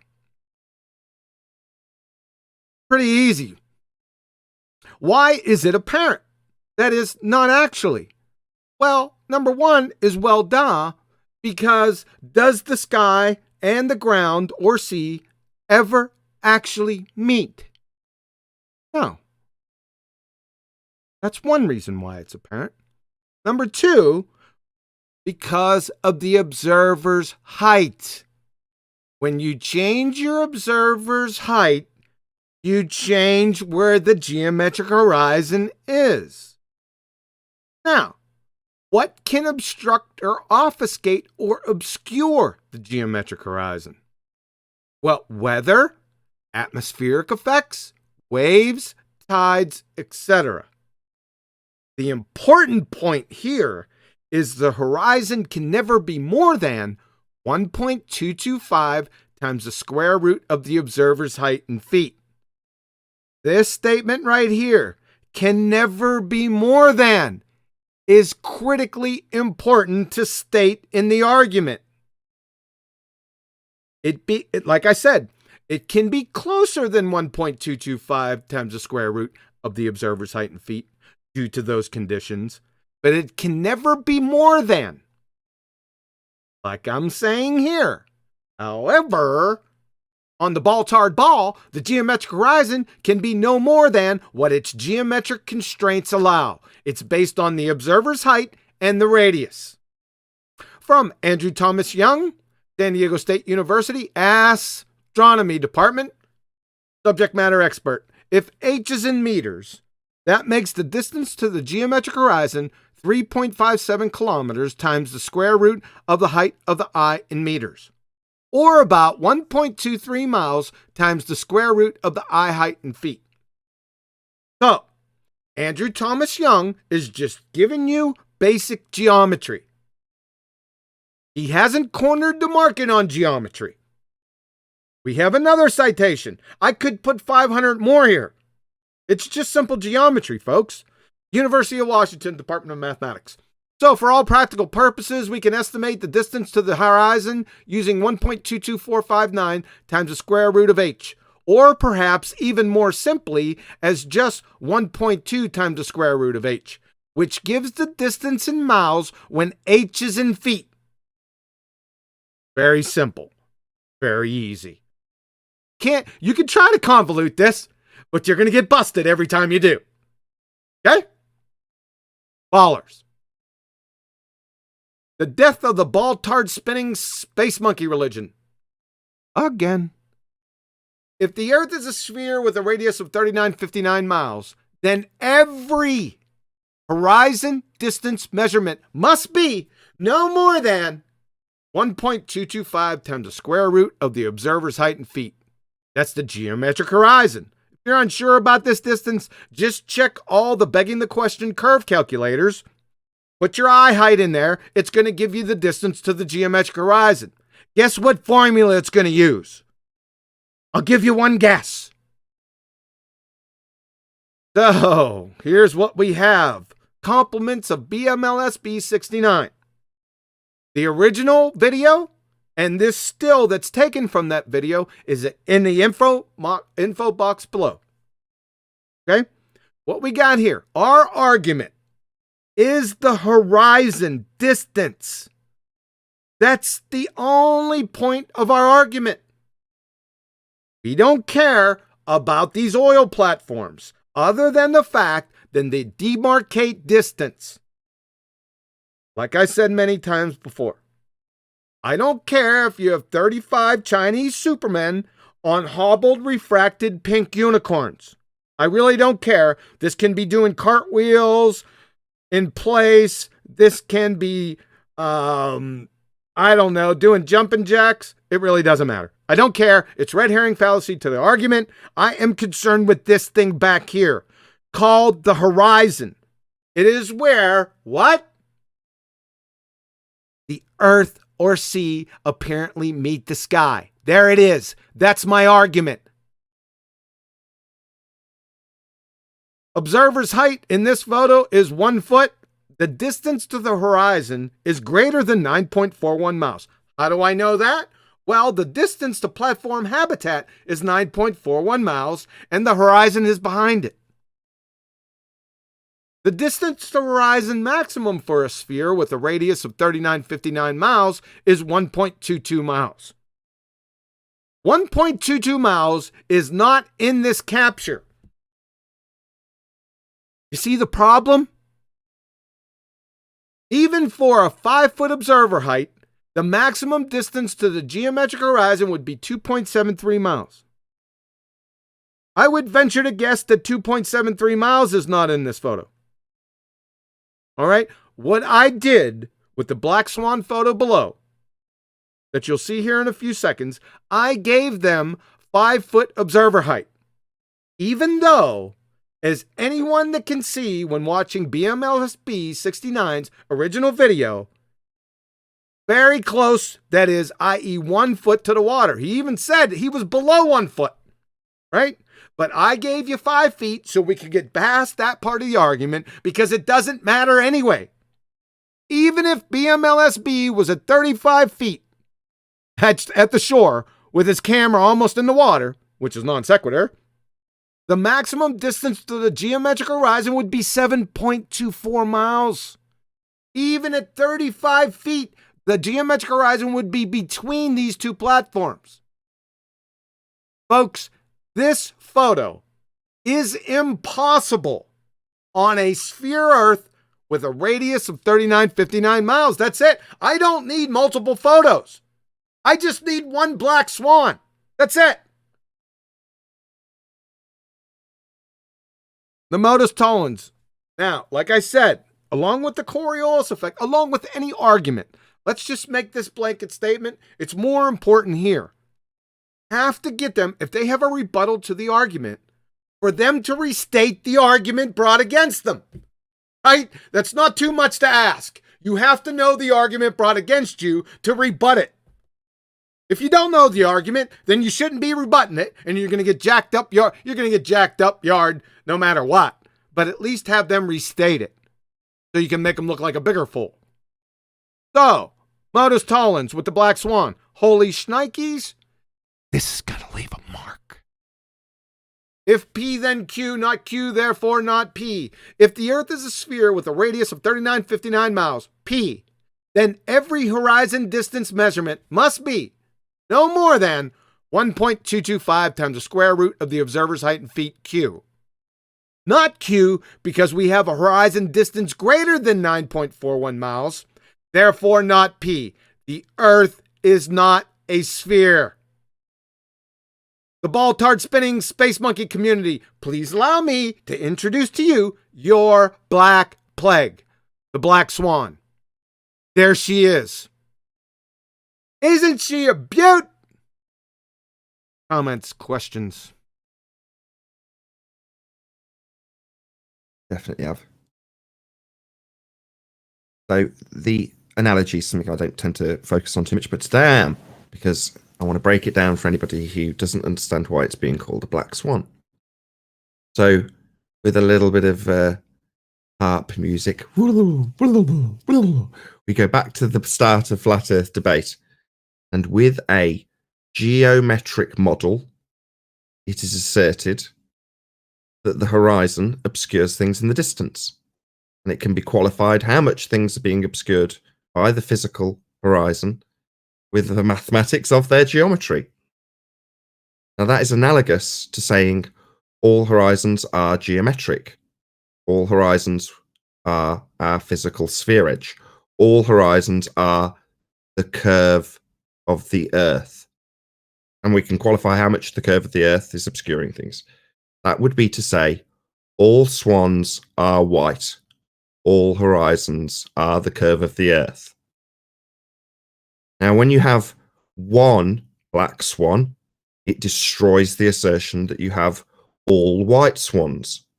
So if you have one demonstration that breaches the physical geometry, will never be unscrambled if it's scrambled eggs. So this is proven out since the black swan was first born. How can this be qualified? Well, the people who rebut this argument, or have rebutted this argument, or attempted to rebut this argument thus far, have declared very overtly that the horizon we observe is not geometric. Now, the black swan to demonstrate that the horizon's not geometric, and the rebuttal we're receiving is the horizon's not geometric. So, whereas we had all geometric horizons, all white swans, since showing that you can have non-geometric horizons, the horizon will never be geometric again. Their sphere Earth assertion was always assumed by us to play out with its physical geometric horizon. So, we don't have geometric horizons, as they were always argued to be. We'll always observe the curve of the Earth, it's the horizon.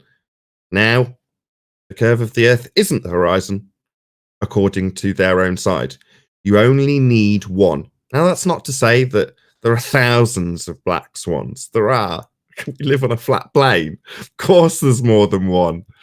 But that doesn't mean that the one, the original black swan, will always be that one black swan that disproved all horizons are geometric, as asserted, to round out the point, by the geometric model.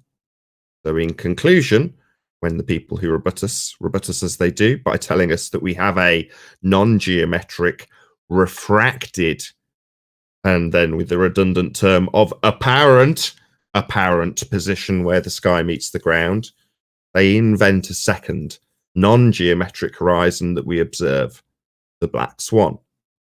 No longer do we have a physical sphere edge horizon. Game over Earth curve geometry. It will never unscramble.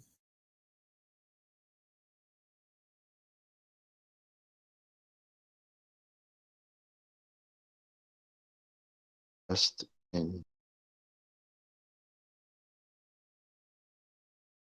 All right.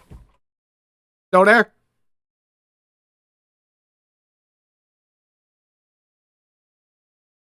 Hello? What did you say?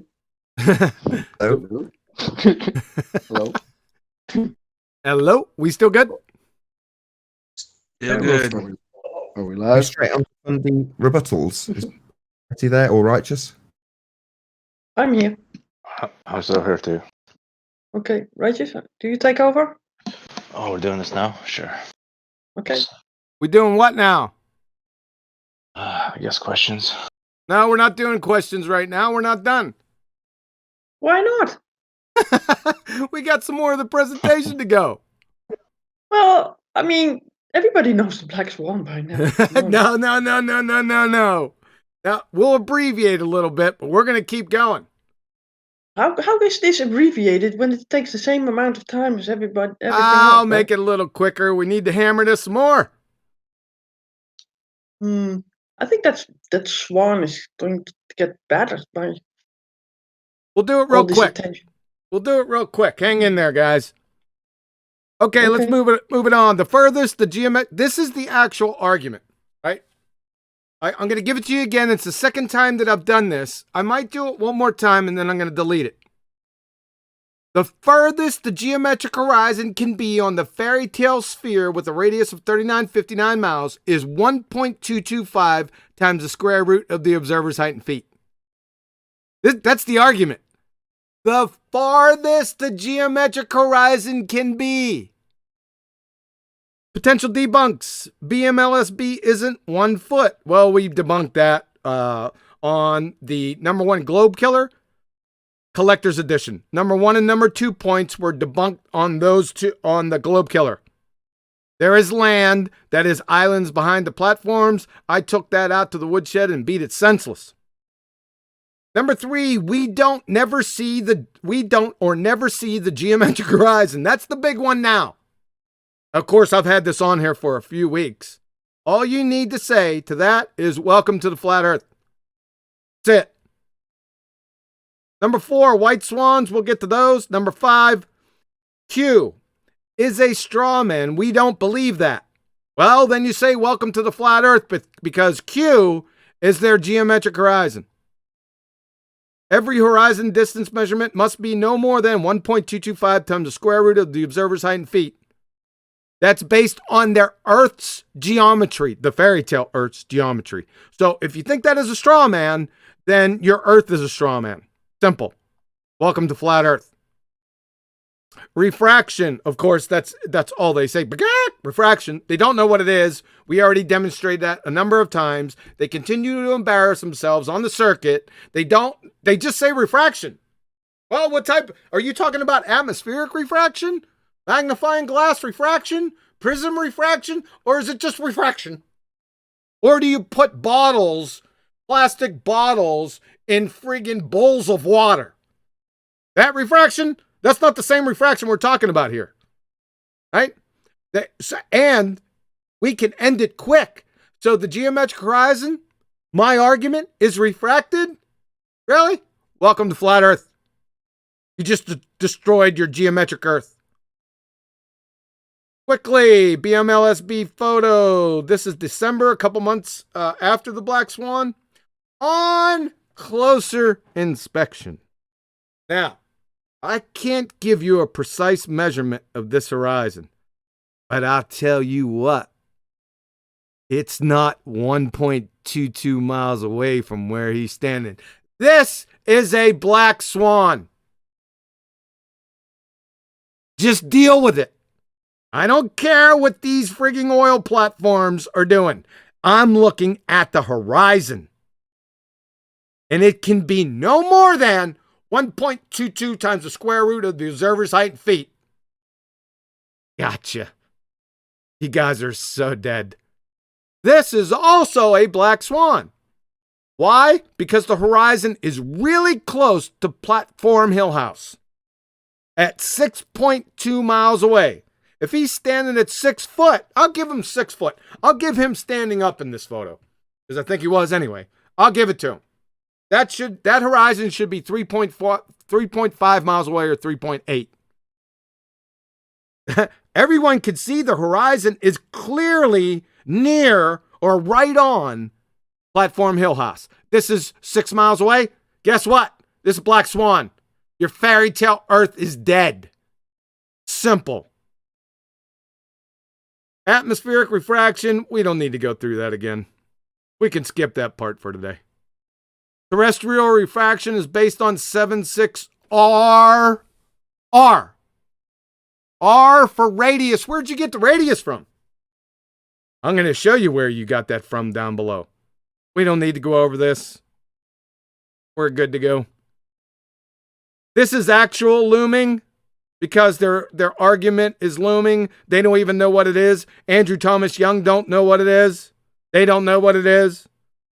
This is actual looming. All right. Mick West, he shows you that this isn't a mirage. Obviously, it's not. It's not inverted. There's no mirage here. The real horizon's right here, as you can see up here using off-center vision, right? You have a false horizon. He said it was because of a fog bank. Yeah, right, Mick. Yeah, we kind of went and see the boat, right? The sky is being inferior miraged underneath the boat, giving the illusion that the boat is floating above a false horizon. That's not Thomas Young's definition. That's mine. Here's another one. This is color corrected over on the right.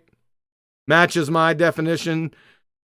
These are the raptured boats. This is looming, folks. The sky is apparently, it's over for them. Sky is inferior mirage underneath these boats, giving the impression or optical illusion that they're floating above a false horizon. You can tell that this is a false horizon right here because it's fragmented. You can see the collage on the ocean of the clouds that's reflecting underneath. It's inferior mirage. This is over. Andrew Thomas Young's definition of looming is a joke, even within their Thomas Young's definition, even within what their paradigm that they follow, they're still wrong. Why? Because Andrew Thomas Young says looming is the appearance above the horizon of a distant object that would normally be hidden below it. Right? That's incorrect. And it's in reference to the horizon, not the horizon above the horizon. So they're dead. My definition is correct. And it exampled and demonstrated in the photos I've just shown. That definition is looming is nothing more than an optical illusion produced by the sky being inferior mirage underneath an object, giving the appearance of said objects floating above a false horizon. That's exactly what's going on here. They're dead. Oh, brother. This is important. Let's stop here for a couple minutes. Horizons, National Geographic. If it isn't National Geographic cited here, I will let you know. They give 5 horizons. Let's see if there's any monkey business going on here. Number 1, the local horizon, also called the geometrical horizon, is the visible boundary between the earth and sky. So that's the geometric horizon. The geographic horizon is the apparent boundary between the earth and sky. Well, the geographic horizon, that's the definition of geometrical horizon. Because the geometrical horizon is apparent. It's the apparent boundary between the earth and sky. So the geographic horizon is the visible boundary between the earth and sky. It's apparent. You can see it. So this is the geometric horizon. Number 3, the sea level horizon is the geographic horizon at sea level. Alrighty then, well thank you. Well, since the sea level horizon is the geographic horizon, and the geographic horizon is the geometrical horizon, then the sea level horizon is the geometrical horizon. Follow? Probably not.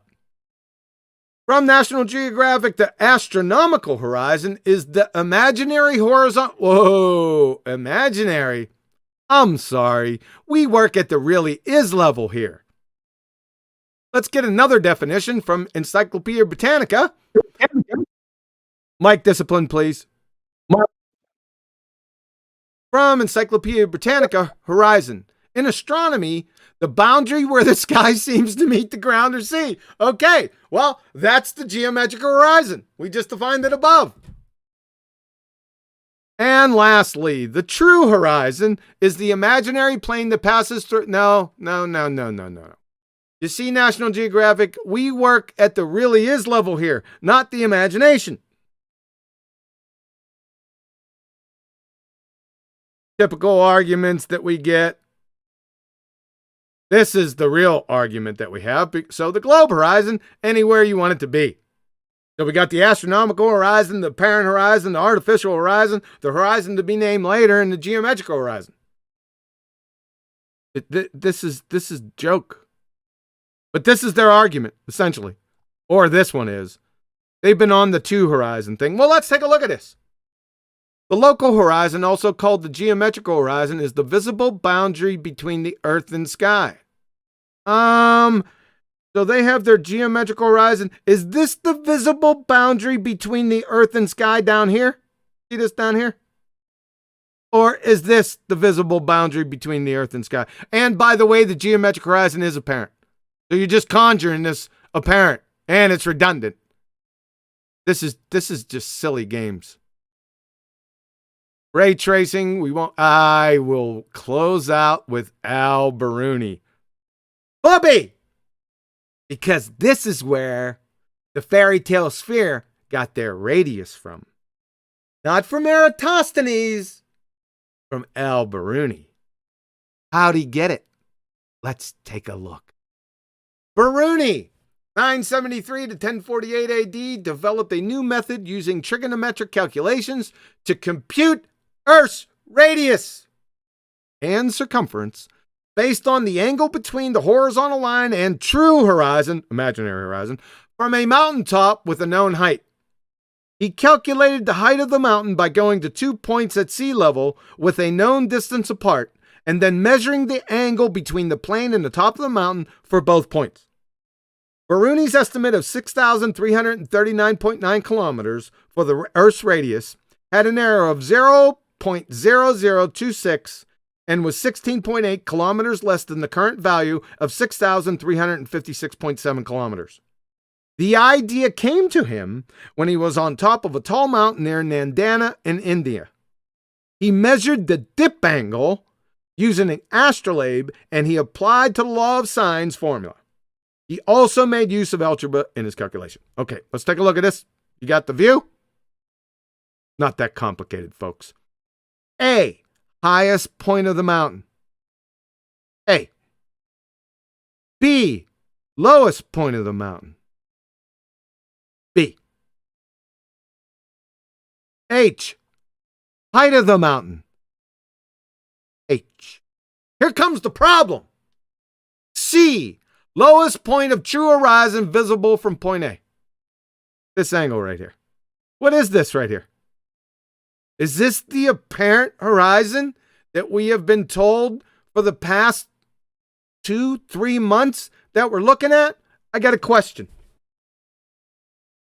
If this is a refracted apparent horizon, how in the world did he compute a geometric radius from it?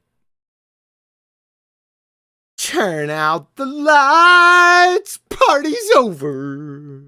They say that all good things must end. Call it a night. This is over, folks. It's over. Crash and burn like the $6 million man. Questions, comments? Yeah, I want to do a little bit of a ritual. I want to, how can I phrase this? The white off a swan. So, originally in the first presentation, you say things, something like white swans are irrelevant to my argument. And then you show someone what a white swan is. Now, that's actually not a white swan. It's actually a black swan. But yet there's a lot of colorblind fundies that still think that's a white swan. And I think with just a little bit of exposure, in other words, show the frame that they use And rather than shying away from it and saying, oh, well, no, we originally thought this was a white swan, it's not, it's black, because the horizon is definitely not at 3 miles. It's clearly closer to 6. That's hard to qualify when you see that single frame, right, zoomed in, cropped. But I'm certain that BMLS B69 will have zoomed out, and there'll be a qualifying point that can demarcate where a mile would be, or where 3 miles would be, if you follow my drift. My point being that that's quite a useful image, because it's got what they would and have and are currently claiming is a physical geometric sphere edge for a horizon blocking the oil platform Hill House, I believe, behind. Well, if and it is, I know already, but because it's a black swan, it highlights where they would ordinarily utilize a physical geometric horizon and are currently, but in reality, they've got to actually, with that image, which has now subsequently been used to justify a physical geometric sphere edge for a horizon, explain why they can't draw a tangent to that physical geometric sphere edge horizon, because it isn't. It's a black swan. So I'd quite like, if you're up for it, maybe after one of the debates in the after show, maybe even live on one of them, actually wash off that white from that black swan. Are you talking about this photo right here? I'm not. I assume so. Yes, that photo. Yeah, because that's the main one that they've been using, and I came out of the gate with this photo. So, do you guys watch my presentations? Obviously not. That's good. Just close your eyes, put your fingers in your ears, and say "la la la" over and over again. That'll help. I love it.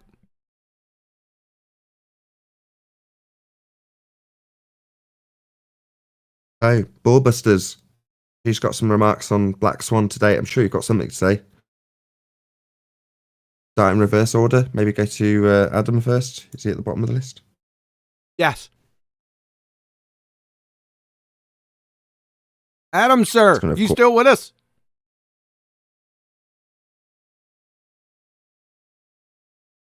Thanks, Maybe Adam. Betty. Are you there? I think Adam is not here. Yeah, I'm here. Yeah, the Black Swan. We keep repeating it, but it's so simple, right? If you see these platforms at a distance that it doesn't, with the whole mathematicians that they do with this radius and stuff, if you shouldn't be able to see those, right? And we see them, and then we see the horizon after the platforms. So that means that we can see further. It's simple. You don't even need any how do you say, modus tollens for that. I think it's simple to begin with. I don't understand what people can't relate to just vision.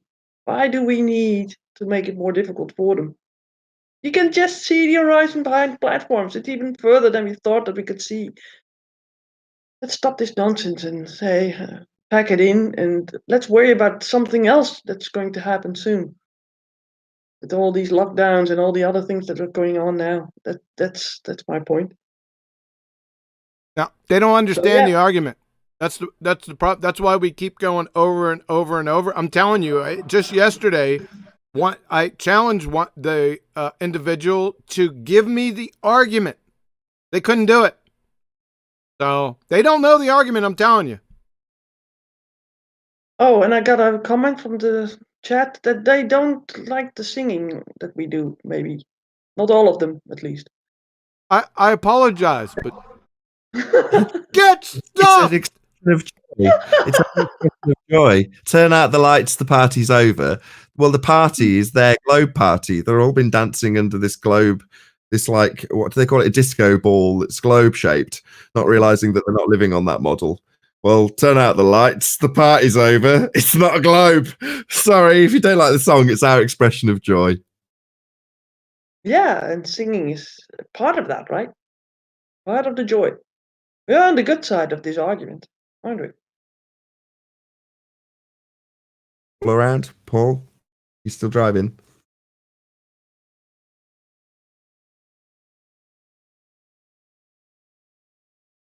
Yeah, Paul's not. Yeah. Yeah. What we got? Chocolate and Chocolate. Hi. What's the what is this? Like Jack Nicholson? Did you cover your arm? I was eating chips.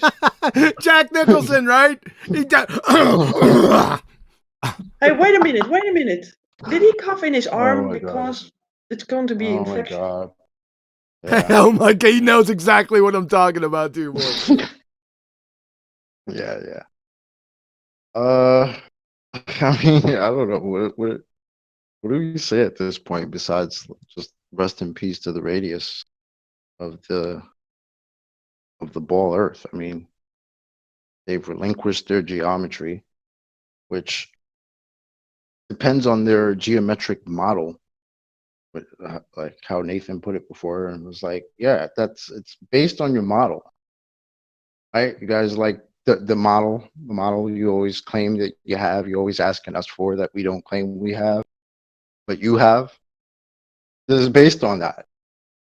Your geometry is based on your model, quote unquote.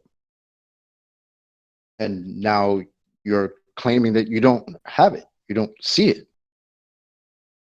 My question is, why even call it a horizon?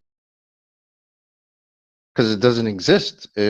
Every definition of horizon, except for the couple that call it imaginary, which is weird, because we like really is level over here.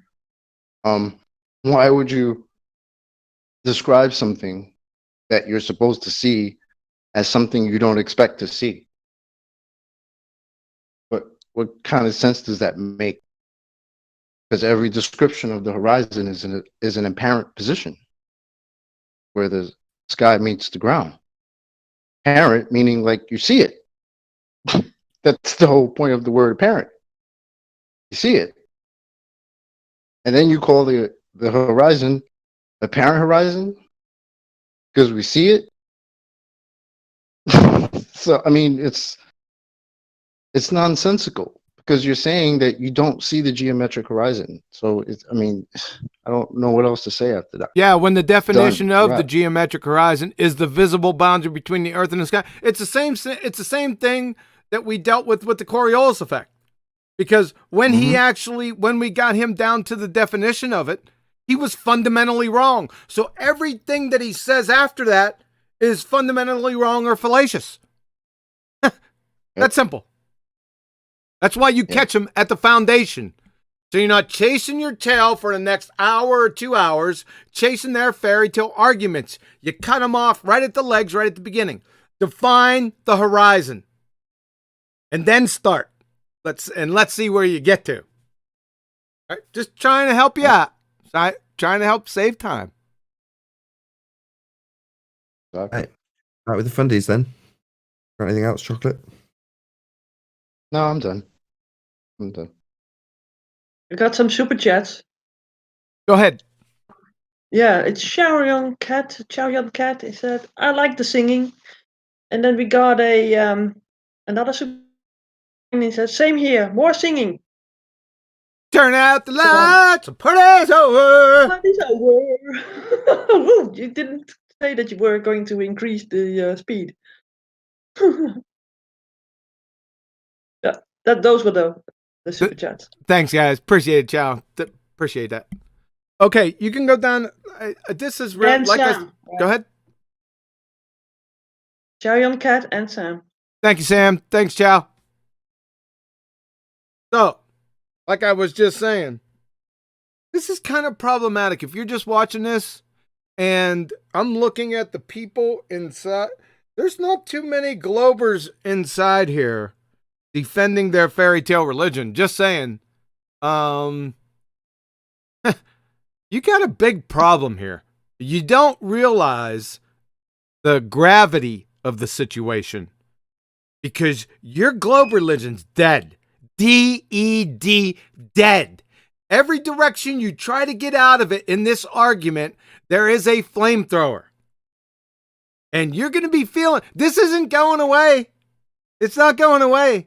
And we ain't just going to let you walk out of here. Go ahead, Betty.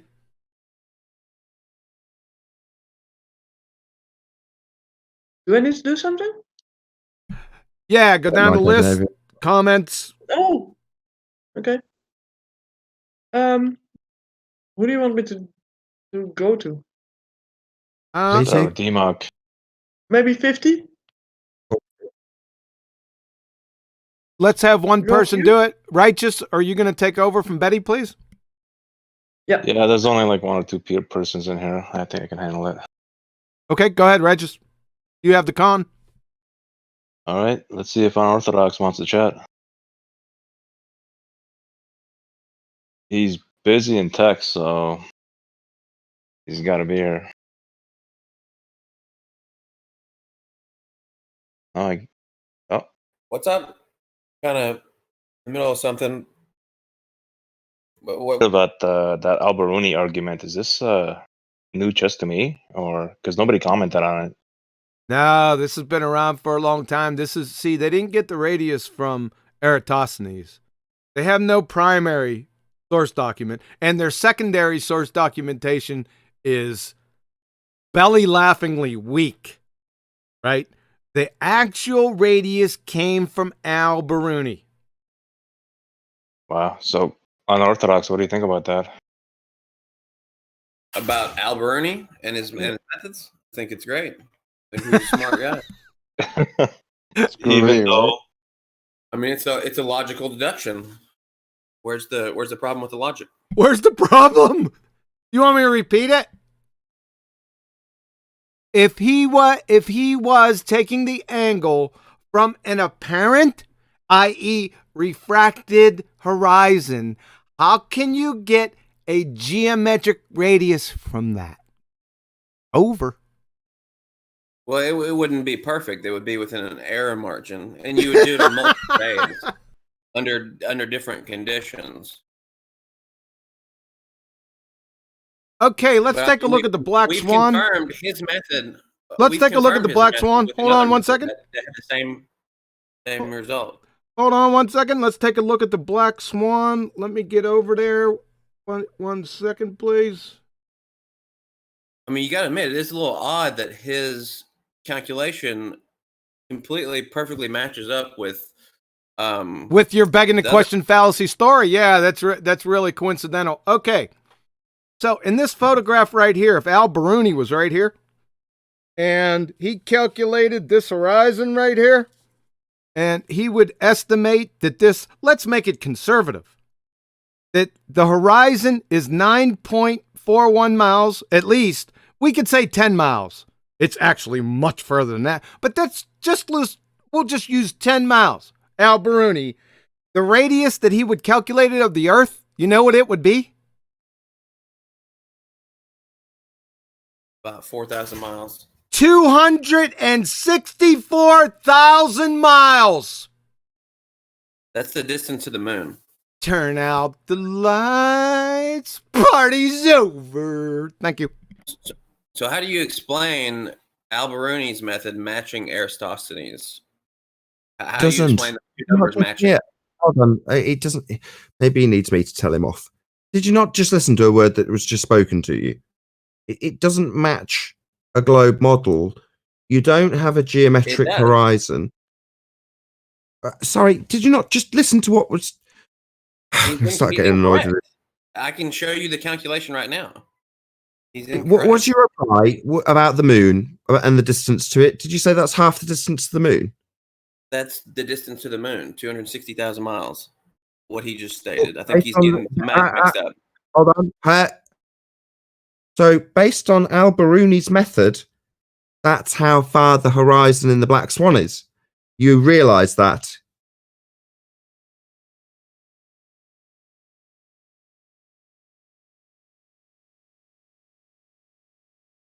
Based on, are you talking about taking the Black Swan image and using Al-Biruni's method on it? Yeah. What, like I just specifically said? Yes, if you'd have listened the second and third time, rather than doing what you're doing now, which is talking while I'm talking, you might have heard that your declaration that Al-Biruni's method gives you something wildly in excess of what you think correlates with your geometric assumption, well, then it wouldn't be a very good method now, would it?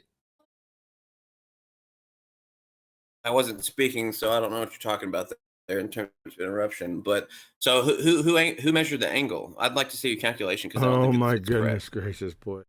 It's just never mind. Let's continue. It's too dumb to understand what's happened. That's what's happening here. It doesn't really appreciate what's happened. He's told us that's absurd. That's a massive size. That's using Al-Biruni's method. But Al-Biruni's method's good. My God, how slow are you? I think you messed up the calculation. I'd like to see it. Really? Really? Really? You know who else thought that? Mr. Sensible. He thought it might make a difference of about a mile. Oh, how wrong he was, though, when you actually use that method to work out how far the geometric horizon would be. Suddenly gets described by the people who do understand this argument as not being geometric anymore. We haven't got white swans, geometric horizons refracted suddenly. That's because it doesn't match the Al-Biruni method, you bonehead. Not because it's really good, because it gives you, what was it you put it as? Half the distance to the moon for the horizon. Yeah, that seems wildly inaccurate given that you think it's 39.59. Yeah? Hello? Is the penny dropped yet? Maybe another stony silence. Let's just go back. I think your calculation's messed up. Let's just go back to. Let's just go back. Hold on. Before we get to the calculations.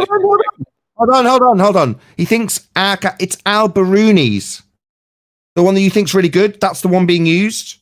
Al-Biruni used the Black Swan image to do a calculation. I mean, how many more times? The calculation's the one that you're defending. It's Al-Biruni's. You think that's messed up, do you? Yeah, we'd agree. Welcome to Flat Earth. That's where you got your radius, you bonehead. As the penny's still not dropped, I don't mind doing this 6 more times. It's fun for the audience. How stupid you are. Nathan, I think you're mistaken about history. Al-Biruni did not. He's not alive today, so he couldn't calculate your photo using the Black Swan photo. So he didn't do it. You took his method. We can. Hold on, I'm not. Yeah, but we can. I'm not speaking. Hold on, let me finish. Yeah, but we can use these calculations. We can. And then you applied. You tried to take his method and come up with a number, and you failed miserably because that is woefully. That is like 5 to 10 orders of magnitude off from what you would expect. Show me the calculation. Yeah. You'd expect based on a model. Yes, right. Unorthodox. It's orders of magnitude wrong. If we've got a geometric sphere Earth beneath our feet of 39.59 and we utilize Al-Biruni's method based on horizon dip measurements, then it would be orders of magnitude wrong. That's right. Welcome to Flat Earth. No, your calculation is incorrect. No, it's not incorrect. And let's hold on a second. Before we get to the calculations, let's just go back to the concept. His concept was to take a refracted, because you guys are saying that what we see is an apparent or refracted horizon, correct? Yes, just basic physics / optics. No, it's not physics, and it's not optics. Optics you said is a branch of physics. So no, it's not. It is. No. What's the observed phenomena? Let's go here. I love this. It's a branch of science, quantum race. Science. Yeah, science. We're going to use the scientific method with this. Go ahead. Observe natural phenomena, please. That's what I thought. See an image moving around. That's what. Oh, you're going to go for this? You're going to go for this? How about this? Observe phenomena. The Horizon. Moving from day to day. The horizon moving from day to day. That's the dependent variable. What's the independent variable? What you control. Or what you can measure. What you vary and manipulate is the independent variable. Well, we're talking about on an Earth science, so you wouldn't be able to control the temperature on Earth. Then it's not science. Say goodnight. So that point's ended. Okay, now back to the original concept. So he is measuring an apparent refracted horizon and deducing from that apparent refracted horizon the geometric radius. Do you see a problem with that?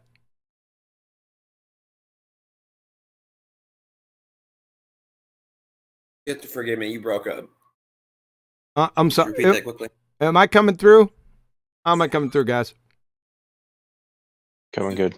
Coming You good? broke up for me. Would you mind repeating that quickly? Yeah, I'm going to say it again. So Al-Biruni's method was to look at what you guys call the apparent or refracted horizon. So how can he deduce a geometric radius from an apparent or refracted horizon? Well, you do it over land, and you would do it from multiple locations. It doesn't matter. Multiple days, and you would get an average. And we know that from his calculations that it matches Eratosthenes. It matches Eratosthenes. All of a sudden, it matched Eratosthenes. It's not going to be perfect by any means. Right. But it's but close. it's nonsensical at its base. Conceptually, it's non sequitur. Don't you see because it? refraction is most abundant over large bodies of water. With That doesn't answer my question. Then you don't have that issue. I don't care. It's non sequitur. You haven't dealt with the non sequitur yet. I don't care what refraction is. At this point, I don't care. It doesn't matter with my argument right now. You can't use an apparent or refracted horizon to deduce geometric radius. You can't do it. Like I said, his number matches Eratosthenes. Oh my God. So we know it's close. It's not perfect. It's not perfect by any means, but it's close. That's how you know it's true. When you have multiple methods pointing to the same thing.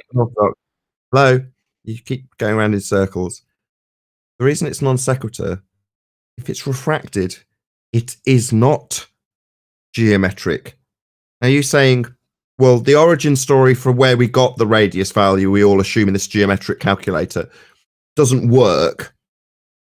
But I'll continue to beg the question anyway, even though it's non sequitur to deduce geometry from refracted positions. It's not going to be geometric if it's refracted. It's complete nonsense. You're saying, I don't care, the origin story still matches on the average day when I go and look at it and correlate it with the model that's completely smashed because we don't have a geometric horizon anymore to do geometry with. But I'll still correlate it on the right weather conditions. Well, good for you. You know, if you want to continue trusting in R, you're going to have a job drawing tangent lines in your model anymore if everything's refracted. We keep going over this with you. I mean, yes, you're true. Light does refract, but there's ways you can account for that. There's certain times, certain temperatures, certain places that you can use in order to reduce that error bar. Okay. And there is an error bar. There's always going to be error bar. But when you have two methods converging I understand. same calculation, you know that is the basis for some truth. Yeah.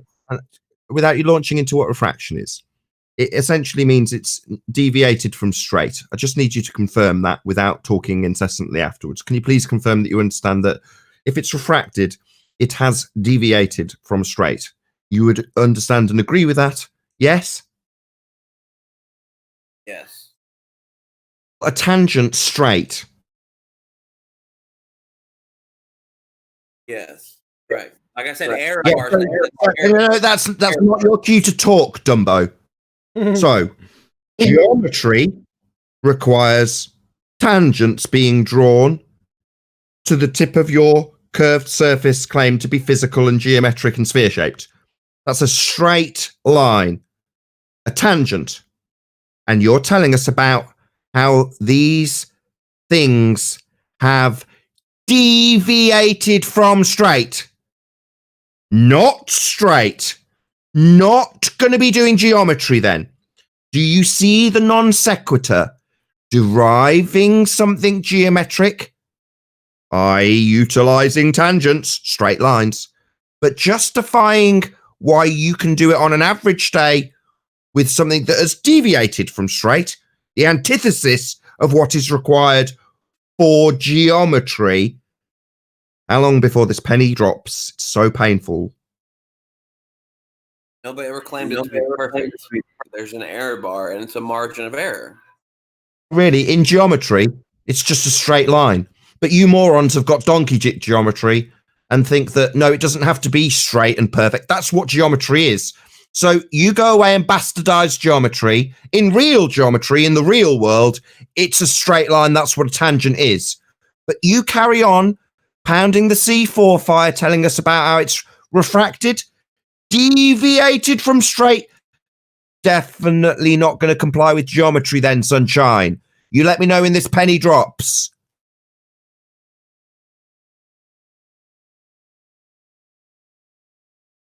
Unorthodox. And hey, Chocolate, after you're done, go ahead and let Unorthodox have the last word. We're gonna round it up. So go ahead, Chocolate. No, go ahead. You can round it.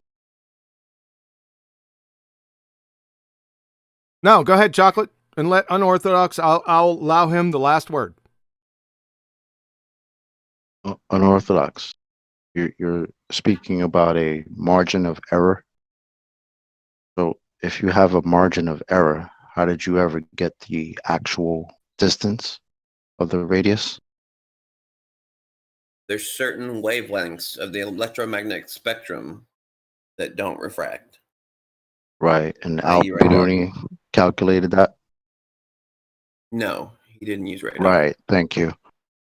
So then you can't have an actual distance to your radius, right? Well, we've since confirmed his calculations and Eratosthenes using radar. Using They all radar. match. They all match. 3 different methods. No, and see, they the all whole point of this is that it doesn't match to reality when in the Black Swan, using Al-Biruni's method, the size of the radius would be 264,000 miles. I don't believe that. Do you understand how that does? It's not about belief. This is your math, right? I The don't math believe that you did the gave math. you your radius. You don't believe in math now? Hold on a This second. is- Hold on a second, Chocolate. No. It's the using the Pythagorean formula, we can deduce the radius from these measurements. So just as a point of fact, it's Pythagorean formula. Thanks. Yeah, well, I'll do the calculation after I'm done here, and I would bet you my left testicle it's not 200. Oh, I'll take that bet. Will you? I want that left testicle. Yes. All right. Pythagorean formula. Your nuts on the line, brother. Yep, your nuts on the line. You don't do it. Yep. I want to see a Pythagorean formula. Yep, because I got the calculations. I got all of them. Everywhere from 10 miles, 12 miles, 15 miles, 20 miles, 25 miles, and 30 miles. Yes, sir. Got them right here. Well, thank you very much. I'll add that to my belt. All right. Hey, Betty, now I'm going to give you the last word. Unorthodox. That's an unorthodox position for me. I'm going to give you the last word. You got 1 minute, sir. Go. All I'd like to simply state is we have 3 methods converging on the same value. We have Eratosthenes' method, Al-Biruni's method, and modern-day radar. They all converge on the exact same radius value. That is extremely good evidence that the Earth is in fact a sphere with a radius very close to 3,959 miles. Thank you. Appreciate it. Let's go ahead and wrap it up with the BALLBUSTERS. Chocolate, you're up, sir. Yeah, as you can see, it's very easy, it seems now, to get these guys to just concede that their radius is either wrong or different or has a margin of error. Regardless of how they put it, there is no geometric horizon. They've given up the geometry, and therefore there's no radius. And with the radius gone, all types of other things are gone in this heliocentric, nonsensical model. So I've said it before. It's wrap for this ball. So that's it.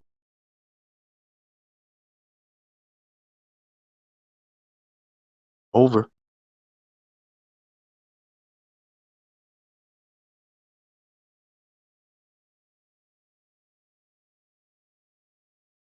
Next on the list, QE.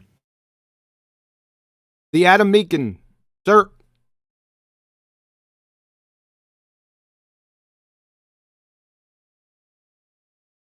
Thanks for that detailed summary, Adam. Appreciate that. And by the way, get stuff. Betty, final thoughts. Final thoughts? At least I didn't say just Betty. Final thoughts Yeah. on the Black Swan and the Coriolis argument? Oh, now you defined it for me. Oh, that's too bad.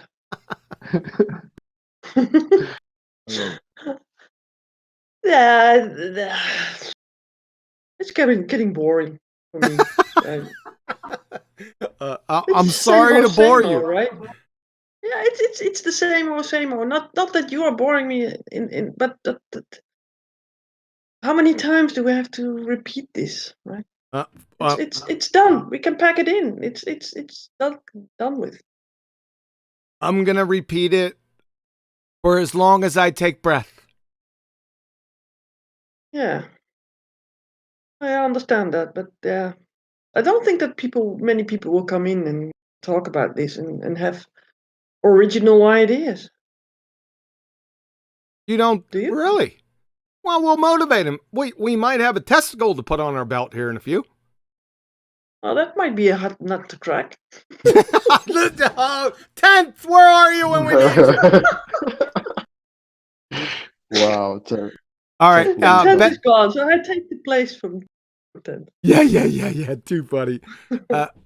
Any admin, Betty? Not yet. Okay. Nathan, you're the last man standing. Am I the last ballbuster? You are. All right, fair enough. Just to smash the last 50 comments out of the ballpark in regards to assuming that there's only a margin of error and you could go back on different days.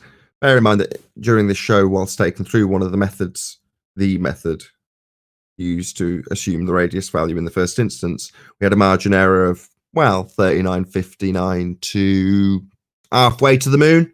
That was the margin of error, just so that people are aware of how badly you were smashed when you made that declaration late in the game. Anyway, no, the Black Swan, I agree. I mean, if people get bored of an argument that obliterates the heliocentric model, then I don't know what they're going to come to a show about that very subject, because that's what it's all about, right? And for me, yeah, it can get a bit boring because their rebuttals are woeful. And half the time, they're joyful because they're relinquishing their model in their rebuttal. And again, I can't see anything wrong with that. To me, that's always going to be absolutely joyful. And I'm never going to get tired of this argument. There's nothing to get tired about it. They get worse as time goes by. So I don't know. I'm never going to get tired of pummeling the heliocentric model into the incoherent oblivion based on its woeful lack of a physical geometric sphere edge for a horizon. That to me is just something quite beautiful. So I thank you for having me. That's for why we everyone. love you, Nathan. That you're relentless in battling these people with these arguments. You're getting so good at that. It's great to listen to. All right, Betty, we'll go ahead and wrap it up. It was a long one today, but I think it was well worth it. I enjoyed the Coriolis effect argument. Last call Is this because you're getting pizza tonight, or what? That you're now all of a sudden ending it? Nah, it's not pizza tonight. We're doing hot dogs. Oh my God! Is that the American food? Come on. Hey, we're doing hot dogs. We're doing grilled hot dogs, baked beans, and mac and cheese. Can't get any more American than that unless I throw some apple pie down. Isn't that sauerkraut needs to be a bit? Oh God, no. Yeah, I heard that. I don't understand that, by the way, but yeah. All right. Okay. Any last admin, last shot at it? Last words from me, I would say, make sure you give your family big hugs, and touch your face as much as you like. Thanks, Nathan. Yeah. And sneeze in your hands. Yeah, I'm gonna give them a big hug. They'll try to run away, but I'll snatch them up. All right. Any last admin, Betty? Let me check for. No last admin. All right, guys. Thanks to all the participants and all the ball busters and gets. Take this #1 ball killer and give it to everyone you know, man. You know why? Because the ball stops here. And we're not going to let you just walk out of here.